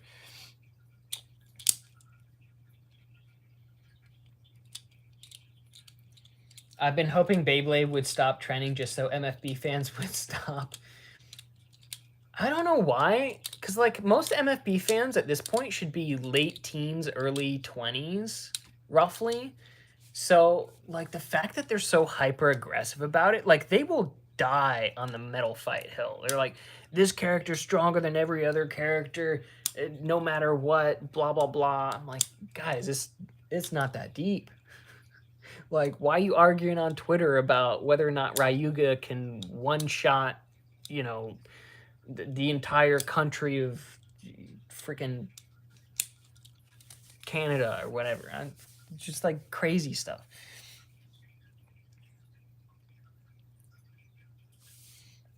All that testing for the sake of these bays, Hasbro truly robbed kids of getting quality bays. Something's wrong when God layers still dominate. Very true. Stop the generation elitism. Yeah, a lot of people have accused me of that as well with Bakuchin Shoot, because I say the plastic gen anime is the best. And I don't even say that from like from a nostalgic perspective. Like, I legitimately think it's objectively the most cohesive, and the most interesting from start to finish. I just think it's the best. But I'm open to my mind changing. So like if X is better, I will totally be like, yeah, X is the best. 100%. With the manga, I think the manga so far is probably one of the best. I mean, we're still super early on, so we're going to have to see sort of how it progresses. But in terms of like actual story and characters and stuff, I really like the X manga. I think it's really good. I'll say that like while I think the Plastic Gen, the Bakutin Shoot anime is the best, I don't think the manga is the best. I think sometimes it can be hard to follow. The pacing's a little weird. I don't think the Bakutin Shoot manga is the best Beyblade manga. So like I can be critical and I can admit when I think something is. Gosh dang it, got another low battery thing. I hate that that pauses the stream. It's so dumb. I heard V-Force is not popular. G-Rev is apparently excellent, but then V-Force muddies the series. It depends on what you like about Plastic Gen. Some people really like V-Force, and then some people really don't like V-Force. V-Force is, I would say, is my least favorite of the 3 Plastic Gen seasons. But I don't think it's bad. It's just my least favorite. Like season 1 and season 3, I think are the best. V-Force is fine, but I definitely think it's the weaker of the 3. I would say season 1 and season 3 are pretty close to each other. I don't know that I could pick one, but yeah, I think the Bakutin Shoot manga. I don't think the manga is amazing. I think the anime is really good in terms of Beyblade manga or anime or whatever. But I think the actual Bakutin Shoot manga is not the best of the series, just because the pacing's not great. It can be kind of hard to follow.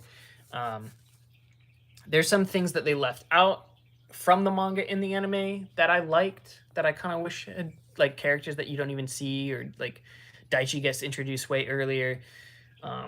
There's some different things in the manga that I really appreciate, but I don't think the Bakutin Shoot manga is the best. Like the entire G Revolution arc isn't in the manga.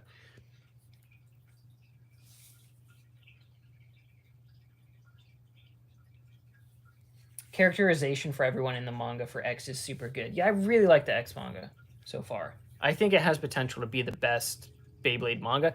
So far, I don't think the X anime so far is anything amazing.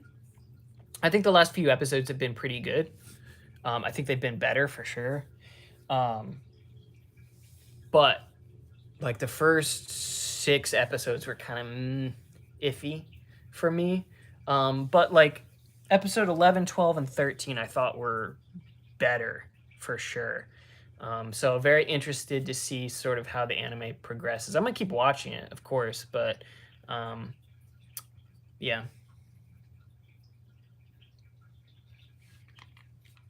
Justice 5 in the manga is almost non-existent. Yeah, there's a lot of stuff that gets left out, which makes sense because, like, you know, Core only comes out once a month, and the pacing's just different. So, like, there's no way that they can stick the same amount of content that's in the anime into the manga. Just pacing-wise, there's no way for them to do that. But I think that's why X is doing things a little different, though. Like, the pacing for the filler is filling the gaps between the chapters as it goes, it seems like. So I think the overarching plot direction is going to follow, I think they're going to coincide more or less, but the filler's just they might change some slight plot points here and there, character interactions or whatever, but I think overall it's going to be basically the same. I think that's why we're seeing filler between chapters. So like Burn and Cross like would have fought by now already, but I think they're pacing it out to keep up with the subsequent chapters. So we've had like 3 episodes of filler now, 3 or 4 episodes of filler that wasn't in the manga. I think it's interesting the way they're doing it.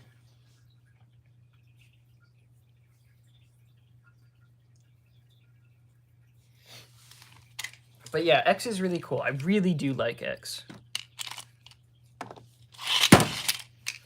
And that's from somebody who's basically been around since the start. Like, if anybody was going to be hypercritical, I feel like it would be people that grew up with the original. But I feel like a lot of times the people who grew up with the original generation, maybe it's an age thing. Maybe it's just because most of the Plastic Gen people are like freaking the boomers of Beyblade now. But yeah, I think, I don't know, I think it's good. I think it's doing a lot of good things. Have you watched any of the podcast episodes? I'm not sure. Maybe the first one. Maybe the first one's. How many have you done? Because like Swift has podcasts, Zanky has podcast. There's a few different podcast series. Blaster had podcasts. I have a bad time keeping track of everybody's. To be honest, I'll have to look. I'm pretty sure I've seen at least one.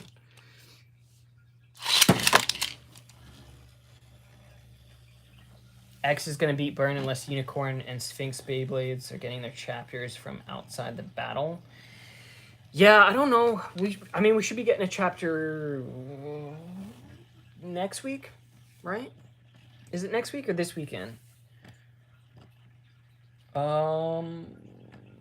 I think it might be this weekend. Or we get Korokoro. But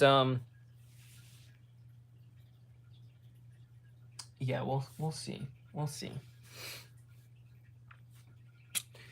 But the thing that I like about X so much is the in terms of the anime and the mangas, like sort of the competitive aspect. I think it's really a really interesting take. I think they're doing it really well. And it's pretty interesting. And then design aesthetic wise, I think it does a good job of taking elements from all of the gens that I like. I like the chip design, very reminiscent of Bakugan Shoot. The blades are very reminiscent of both Metal Fight and Burst. Sort of the shapes are as dynamic, I would say. More dynamic than Metal Fight, closer to Burst, but they still have the metal contacts like Metal Fight. And then obviously the way they change the burst system is brilliant. So you no longer have to worry about teeth wear, which makes the more aggressive shapes way more viable. You're not worrying about things not working because teeth are weak. So you can do more aggressive shapes than you could with burst without sacrificing the burst resistance, which is very cool. Very smart, and they've done a good job of balancing everything so far. Love how many female bladers there are in X. Yeah, very cool. Also, yeah, it's about time. Like Burst basically had none. There's very few female characters in Burst, and it seems like in X we're getting one like basically every chapter, which is super cool. Not just because like we're getting female characters, but also because like it opens up the appeal in terms of like demographic for marketing. So I think girls are much more likely to be interested if like 99% of the cast isn't just guys. So that's cool.